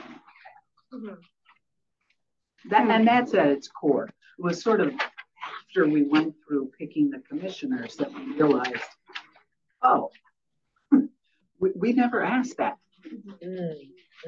But there seems like there is going to be due diligence done, right? So like we'll you know, this body will make a decision, right, about like, you know, grants, but there's still going to be, I think, a check, right? There's still going to be like a due diligence check, like the recommendations or, you know, the grants that's made and the money that's allocated is still going to have to meet certain criteria. We're not going to be able to just choose some random, you know, entity, and like there's still going to be some criteria and guidelines to kind of correct and ensure that I would hope that there's some due diligence, right, in terms of who the recipient ends up being from this fund. That's true, but what we're talking about here are commissioners who sit on this body. Right. So I don't know if we're getting far afield of that. Sorry, go ahead, Regina. Yeah. I'm thinking, this is Regina, can we have something that maybe refers to like ethics or, I know we've done ethics training. And so I think we all like share that as a value, like that folks are acting, you know, ethically. I think having a criteria that is based around folks' past is challenging. I do personally, but if we can have some way, I like what you all said about having some way that allows us to discuss if there's been a reason why we would question like a fellow commissioner being, you know, not having the same values or not acting ethically as a part of this board or commission. So I'm wondering if it can be that kind of reference instead of legal standing or some kind of evaluation of someone's character. Can we have it refer to actions that they've taken as a part of this body, where if we come to find out, we can say, you know, that is not in alignment with what we're trying to do here. I think that's what we're trying to get at. Yeah, that's what I'm trying to suggest language. So either we come up with language about 106 or we get rid of it and we focus on 107, which would be a group agreement that you all decide on at a later date. I like that. Yeah. I mean, I think 106, I mean, we're not probably at the point of having a motion on this yet, but like having some kind of motion about directing staff to come back with a revision of that based on, we're doing it right now. We're doing it right now? No, I know we're approving it. I think we would approve, I'm saying theoretically, one could move a motion to approve this without 106, direct staff to bring back language that we could prove at a later date for 106 that meets our purposes. Because I think, you know, I don't think we want all legal, what I'm hearing, legal standing broadly is not a concern. If there was a, legal issue that speaks to, you know, ethical, you know, problems within the purview of its body, like, you know, financial crimes or other types of things that speak directly to our ability to like be seen as legitimate stewards of these dollars, you know, or, you know, a history of problems that speak against the values that are stated very clearly in the development agreement of like what members of this body are supposed to uphold. You know, those might be things that, you know, would be worth this commission discussing, maybe having the ability to, you know, have commissioners step away to vote to, yeah. So that, yeah. Why don't we take it out? Yeah. Prove it without it. Yeah, I think so. Decide we can put it back in. Yeah, that's what I'm suggesting. Group agreement. Yeah. All right. Right on. Or if I may add, you can have like an option where you can do like non-confident a vote for that person. You can vote for it, but as commissioner, because we're talking about during the commissioner days of this person. And before we get in over here, we have like an ethics, and then also probably that one we covered also with the Broad Act, which, as you mentioned, that if the person conducts indeciment, then it will, due to the Broad Act, that it's automatically be disqualified, right? It's a little gray. Yeah, because we just don't ask the question ahead of time at this point. And we're talking to the clerk because we probably should. I don't know. It's problematic for the same reasons you said, right? It's so your thought about taking it out, addressing the issues here. Go ahead, Regina. I'm sorry. Just before you restate that, I want to add that I think adding it as a group agreement, I'm a little cautious around just because that's going to be revised on a biannual basis. And so it seems like Jeffrey's suggestion of revising section 106 might be better than having it be a part of what's, you know, continuously revised every other year. If it really is that important to have like a consistent like statement about ethics and alignment. So that's what I'm thinking, is that it doesn't quite fit with the group agreements just because it's going to be revised regularly, but we do need new language for 106. And just an addition from Alma, I'm not sure. Yeah, so she was mentioning what about values? Maybe we can instill some sort of like values language that can hold the person accountable and like set like a standard of requirements. And the development agreement actually has, you know, values that we're supposed to be upholding in this work. And so that would make a lot of sense. Go back to that in in 106. Yeah, that'd be great. I just would generally agree with taking 106 out. And I just would caution that it just, to me, ethics and values also sound like they could be as ambiguous as character. So like, unless we have really specific and tight language, like, I don't know how we get rid of the ambiguity. Like having specific, like, you know, if this, then you're no longer a commissioner, but it has to be, I don't know. It has to be in the word. Yeah. Let's go back to what Jeffrey had mentioned, that because there is a delineation of values in the agreement. So let us pull from that and then come back and see if that meets the pleasure. Because as Daniel said, it is commission's bylaws. Another good conversation. All right. So do we want to discuss group agreements at all? That's also something that is saying, yeah. Okay, that's good. All right, so let's move down. Chair and vice chair. This is where we need to kind of decide in terms of office for the chair. So it says here, shall be elected, the chair and vice chair shall be elected in terms of 1 year. So are you guys all okay with 1 year, 2 years, probably just one. Commencing at noon on the first meeting day of blank and continuing to the first meeting day of blank of the succeeding year. So I don't know if this is the first meeting day of January, Or do we have a meeting in January? We haven't scheduled the next meeting yet, but I think it would make sense for the first meeting of 2024. Okay. For the duration, if it is a year-long duration, then for the year.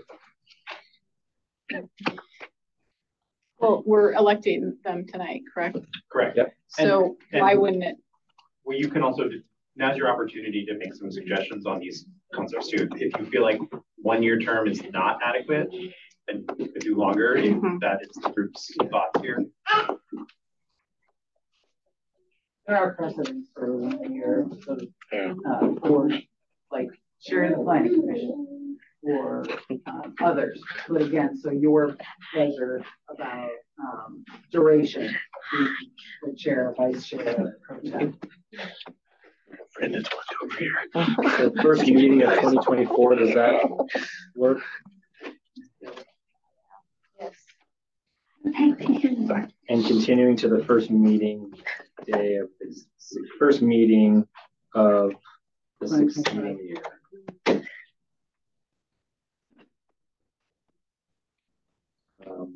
So here's the other piece that we need to decide is elections of the chair and vice chair shall be conducted when? At the commission's annual retreat or the first meeting of the commission immediately preceding the expiration of the terms of office, which means at this meeting next year, we would then choose the next chair. Or we can do it at the annual retreat and, already decide that at that point in time, but the 1 year terms will stay the same. I don't know. I like the idea of doing it at this meeting. Okay. Anybody feel strongly about doing it at the retreat? I mean, the only thing I like about the retreat is the idea that the next officers have like more time before stepping into the role with the previous officers.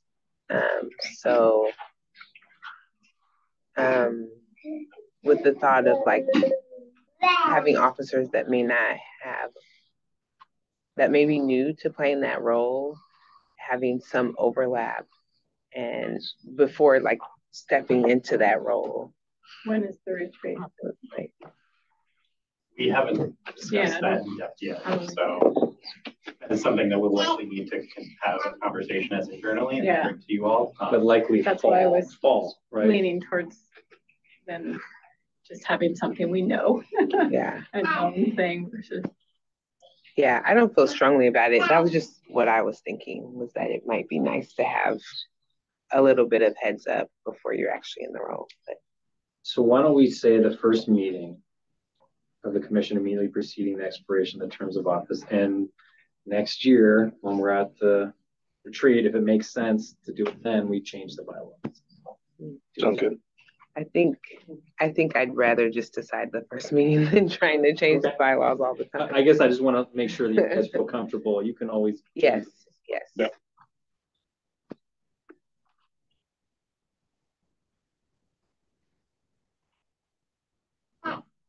Right.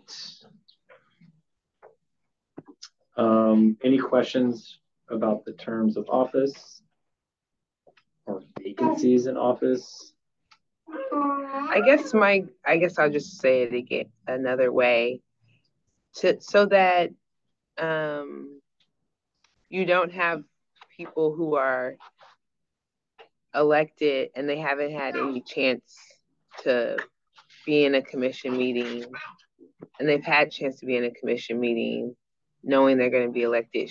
What about like the elections being conducted in that last meeting before the term expires? Like, shouldn't they be elected before the term expires? I guess that's what this means. That's not what it says. It says the first meeting immediately following the expiration of the term.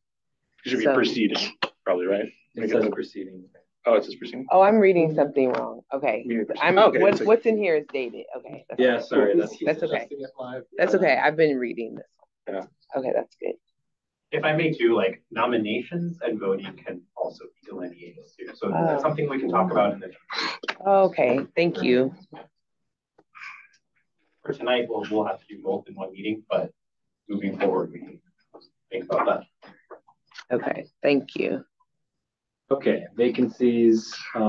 So this bylaws will work in conjunction with Chapter 2 of the municipal code. Kind of just sets out generic rules and regulations for all commissions. Then you have chair power duties. I don't know if you had a chance to look through this. I'm happy to stop at any of these. Yeah. Vice chair, and then the officers will be the chair pro tem. We're going to vote on that as well. Secretary will be either Christian or someone from Christian staff. And meetings, general meetings, regular meetings, special meetings, adjourned meetings, continuance. These are all very general, nothing specific. And then just talks about the agenda, quorum, voting, all the things that we discussed at our training last week. Yeah. The only input I have is just on the vice chair. So in the chair, it says explicitly in the chair, it talks about, or does it speak to, I thought it did, I'm sorry, I don't have the language in front of me, apologies. The chair weighing in on agendas, working with staff. Chair, maybe I'm misremembering that.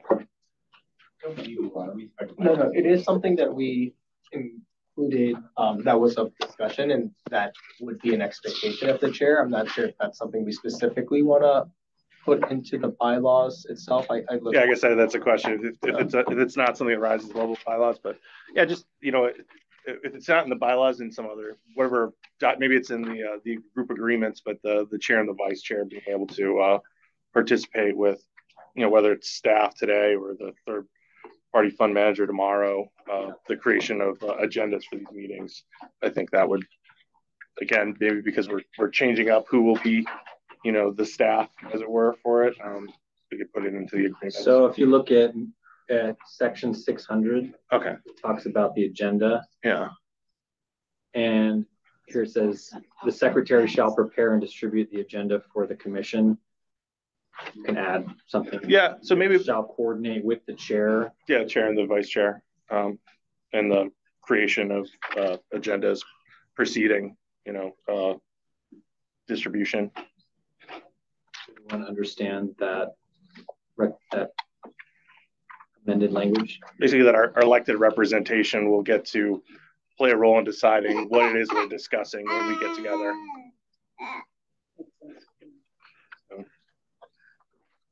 And can you show the part about the secretary, since this is different than what we have in front of us?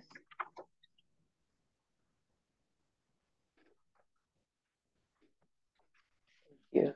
Mom.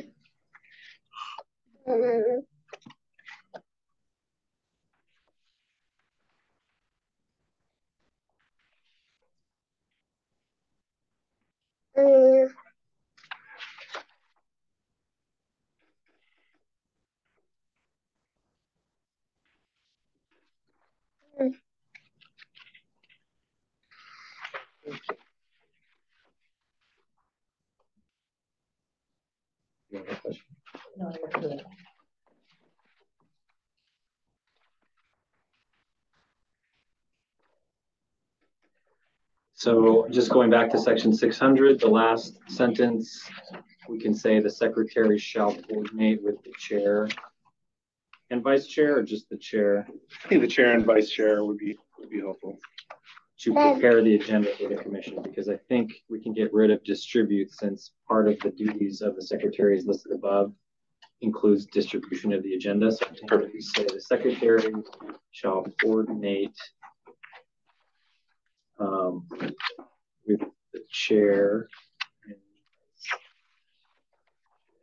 to prepare the agenda for the commission.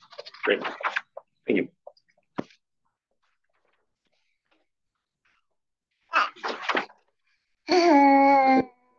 voting manner of aggregation of votes. Any other thoughts? We take a vote on this.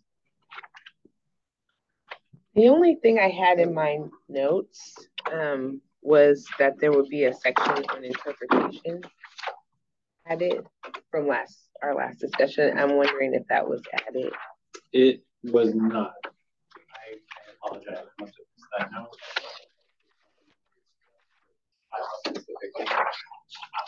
think we can, you can make note of that if you would like to discuss it with, we can potentially go forward with the motion that kind of language is added, or provision under a general provision is added.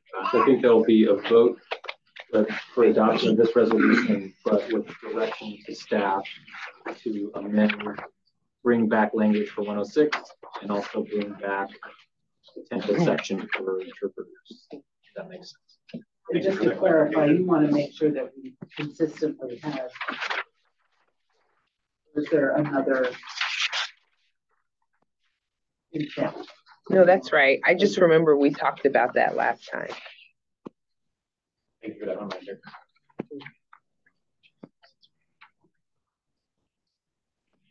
Is it not already required to have? We do it by practice, but I don't know that it's written down. Zach, what do you think? There are, for the way that, not for the way that this commission is functioning.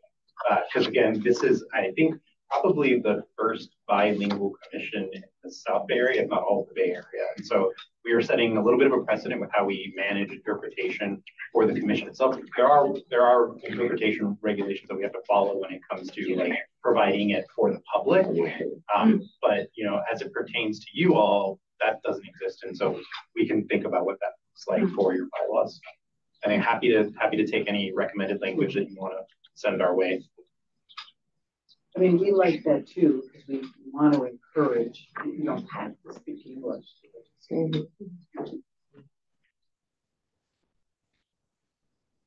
Maybe we'll move to public comments, see if there's any member of the public who wishes to speak. Is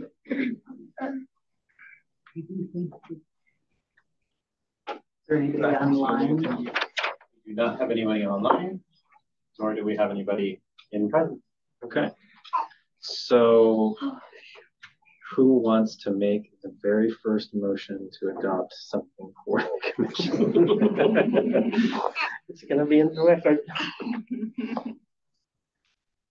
I'll make a motion to accept the staff recommendation with the two following directions to staff to bring back changes to section 106 regarding incorporating the values spelled out in the development agreement and following the direction from commissioner comments, and to add an additional section to the bylaws around ensuring the availability of interpretation for our board meetings, and in the languages of the commissioners.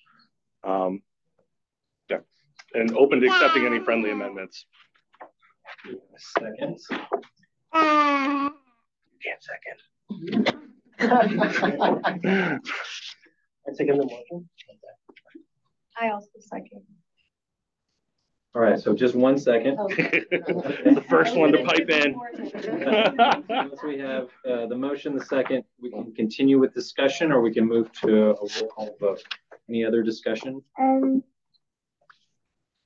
right, Christian, will you call the roll? Yeah, so first. In favor or against? Should I do a roll call vote? Yeah. Okay. So for Sophia, okay. Sophia? Yes. Kiyomi? Yes. Regina? Yes. Jeffrey? Yes. Ernesto? Efren, sorry. Efren? Yes. Isana? Yes. Julie? Yes. Olivia? Yes. And Alma? Yes. So with that, I believe we have the majority of the quorum, so I believe that is adopted. Congratulations.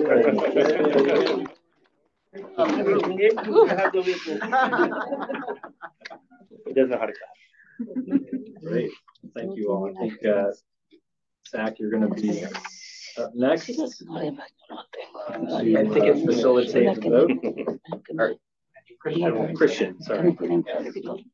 Great. Thank you so much, Daniel. That was actually a big milestone. So a lot of good discussion.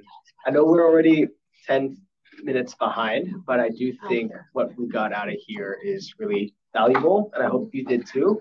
Again, let's give ourselves grace, y'all's grace. This is the first time that a lot of us have done this, so I think it's good to, and the city for this kind of process. So thank you for bearing with us as we're trying to kind of formulate a lot of these things. And we're happy, at least myself, I'm really happy that we're able to do this together and come up with some of these foundations that could really set precedent for a lot of what the city and other cities potentially could do for these types of commissions. So with that, you're probably, as Daniel already mentioned, for officer nomination, we're going to be voting on, I believe we're voting on 3, right? The chair, vice chair, and the pro tem. So just to reiterate, the process was spelled out in previous emails, but we are going to, solicit nominations for this commission for those 3 roles. Commissioners may nominate another commissioner or themselves. And we'll have a vote on the nominated individuals. Each commissioner may only vote once during this exercise per each role. And the commissioner with the most votes, the majority of votes, will be selected for the role under consideration. And as a refresher, as listed here, as commission chair, you'll be responsible for presiding over the meeting, conducting the meeting in alignment with Rosenberg's rules of order, which we reviewed at the last meeting. I believe this also in your binders. And conducting meetings in alignment with city policy and municipal code. Serve as a signatory for documents and recommendations for the commission. This is all spelled out in the bylaws too that Daniel. So vice chair, as a recap, you'll preside over the meetings in the absence of the chair and all other duties in the absence of the chair. And then the chair pro tem, in the case of the absence of both the chair and vice chair, will fill in the event of that vacancy. So with that in mind, it's worth noting, Jeffrey, your comment about the meetings preceding each commission meeting that is now in the bylaws, I believe. So that is something we wanted to note as well. So we can spell out. So whomever is selected today, the chair and vice chair, will schedule a date to discuss the agenda for the next meeting. So looking forward to that. So at this time, we'll solicit any nominations for first the chair, and then we'll vote on that, and then we'll go into the vice chair, and then the chair pro tem. This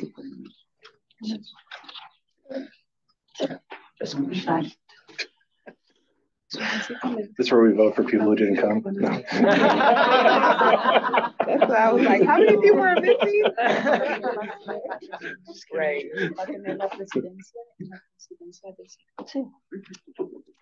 Are there people who want to do the roles?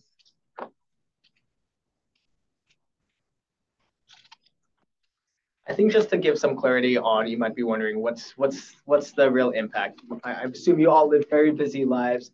I think we can spell that out with you, but at the very least, at a 1-hour meeting with you preceding the meeting, we can talk specifically about the agenda. But legitimately, we're also interested in how you intend to operate the meetings. We can help you go over the Rosenberg's rules of order. If you want to role play that, especially for the first meeting you'd be chairing, we're happy to help prepare you with that too. So. Yeah, I'd be willing to throw my name in for one of the seats, but I don't want to necessarily say like, oh, I want to be chair. Glad to help contribute. Thank you. Can I? No, I'm not gonna. Can I nominate people? Yeah. I'll cut myself there. Yeah. People, yeah. Okay. Well, I think I will. For me, for a chair, for commission chair will be Regina, and then Jeff, And then pro chair, Josefina's not here, so that'll be me, but she's not here, so she can't be, right? She cannot be. Unfortunately, she's not, because she's. Yeah, she gets the vote. She gets the votes. It's a pretty informal process. Yeah. And we are just focusing on the chair. Oh, just the chair? All right, so nominate Regina. Okay. All right. Okay. Well. Nominate Regina. I'll second that nomination. Are you?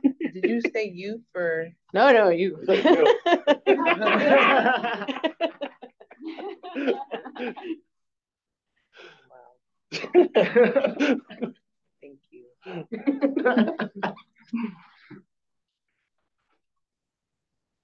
Okay, hearing no. So, can Olivia nominate two people? Did you nominate two?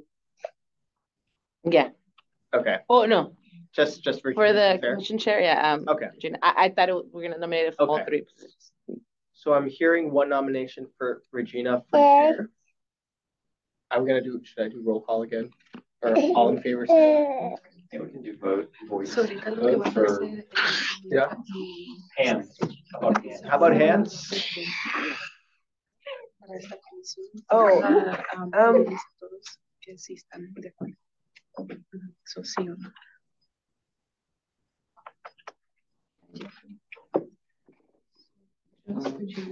Just Regina. Are there any other nominations for the chair? I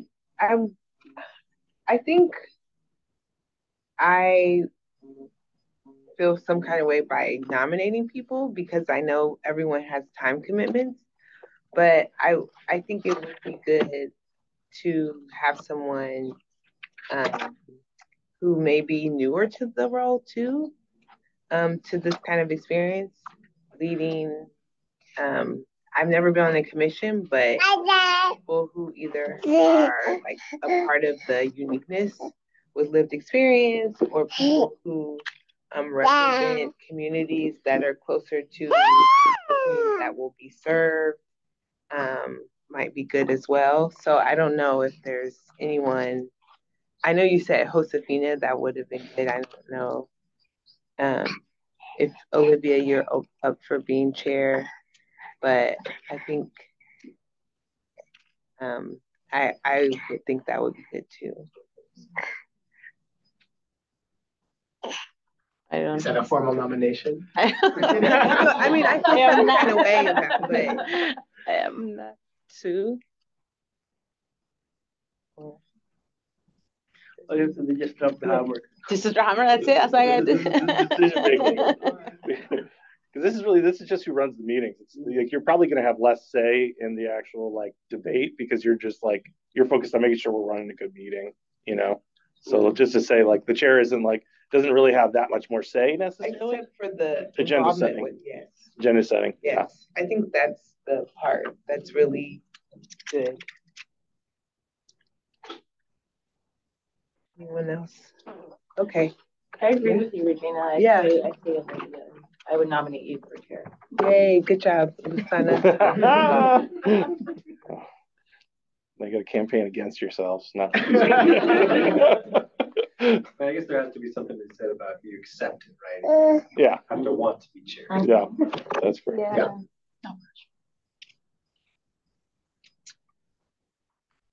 So currently, I've never been like in a commission or anything, so I think I will like rather just see how that world is first, and then maybe I will like.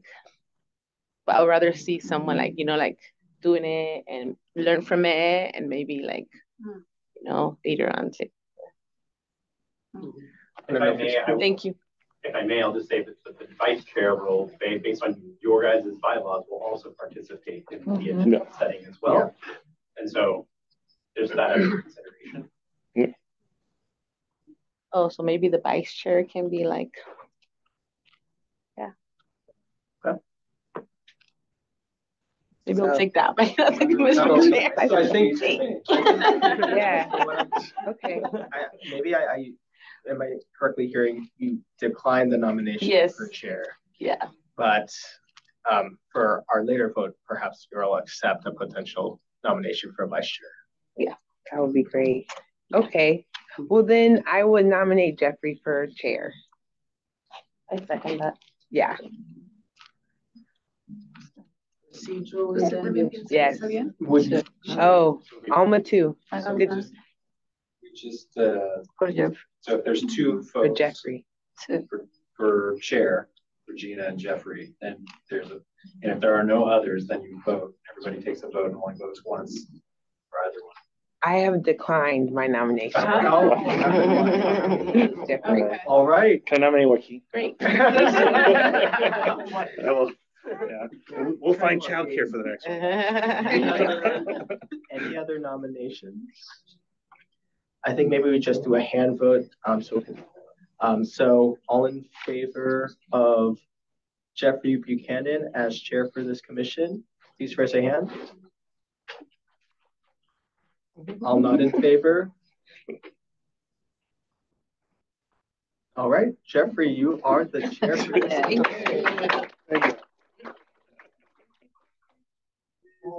All right, so I've already spelled out the roles for the vice chair, but we have I'm not sure if this is a time now just for documentation if someone wants to make a formal nomination for Olivia.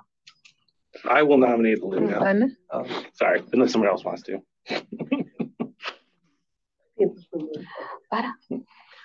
For the vice chair. For the vice chair. For the vice chair. And I think we need a second. We need a second. Okay. Vas agarrando práctica y vas aprendiendo mejor. Yeah. Está bien. And do you accept the nomination? Yes, I do. So, all in favor for Olivia as vice chair for this commission? Please raise your hand. Thank you. All opposed? All right, Olivia, you are the chair, vice chair for this commission. I think one more, and then we'll let you all go. Chair pro tem. In the event that the vice chair and chair are not available, they can fill that vacancy. Can we nominate somebody that's not here now then, or for this one or not? Well, the problem, I guess, would be if they're not going to accept it. They have to be able to accept this. No está. Tiene que estar para aceptar la nominación. Pueda aceptar, está de acuerdo o no está de acuerdo. And just so I'm getting this correct, they could also be stepping into the language says vacancy, right, Daniel? So it could be the case that if or absence. Yeah.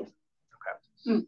And sometimes on boards you may have like just by tradition that someone who's vice chair becomes chair, someone who's pro tem becomes vice chair if they so chose. So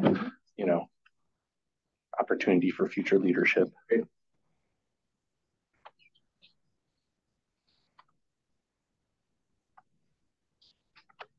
I'm happy to do pro tem. Good, I was going to nominate you. Read your mind. I'd second that. There you go. Get the second. All right. So for Lisana, for pro tem, can we get a show of hands? All in favor? All opposed? All right. Congratulations. I just want to say how great the meeting has been. I know it's hard, but you did so much tonight. You did so much tonight. So thank you. Yeah, definitely second Nancy's comments. So with that, I think just really quickly, we'll send out a doodle. Please be in communication with Zach or else it'll probably be one of us to discuss where we'll talk about finalizing the fund manager, sort of any logistics around that. And we'll start discussing the 5-year strategic plan. And then finally, I think maybe we can just send these out. We do want to send an evaluation of we always close out with evaluation questions, but I think due to time, I think we'll not go through everyone, but should we just ask him out just generally if anyone has comments? I'm gonna ask him out. Ya, so si tienen comentarios que quieren hacer generalmente, lo pueden hacer, pero también vamos a estar mandando una forma de evaluación para que nos puedan dar como sus respuestas de cómo funcionó la junta ahora, si puede haber algo para mejorar la junta también. Great. Any final thoughts? I mean, these questions here, any thoughts on what went well, what could have been improved, what you're looking forward to? We'll send these out via email. Really one well-run meeting.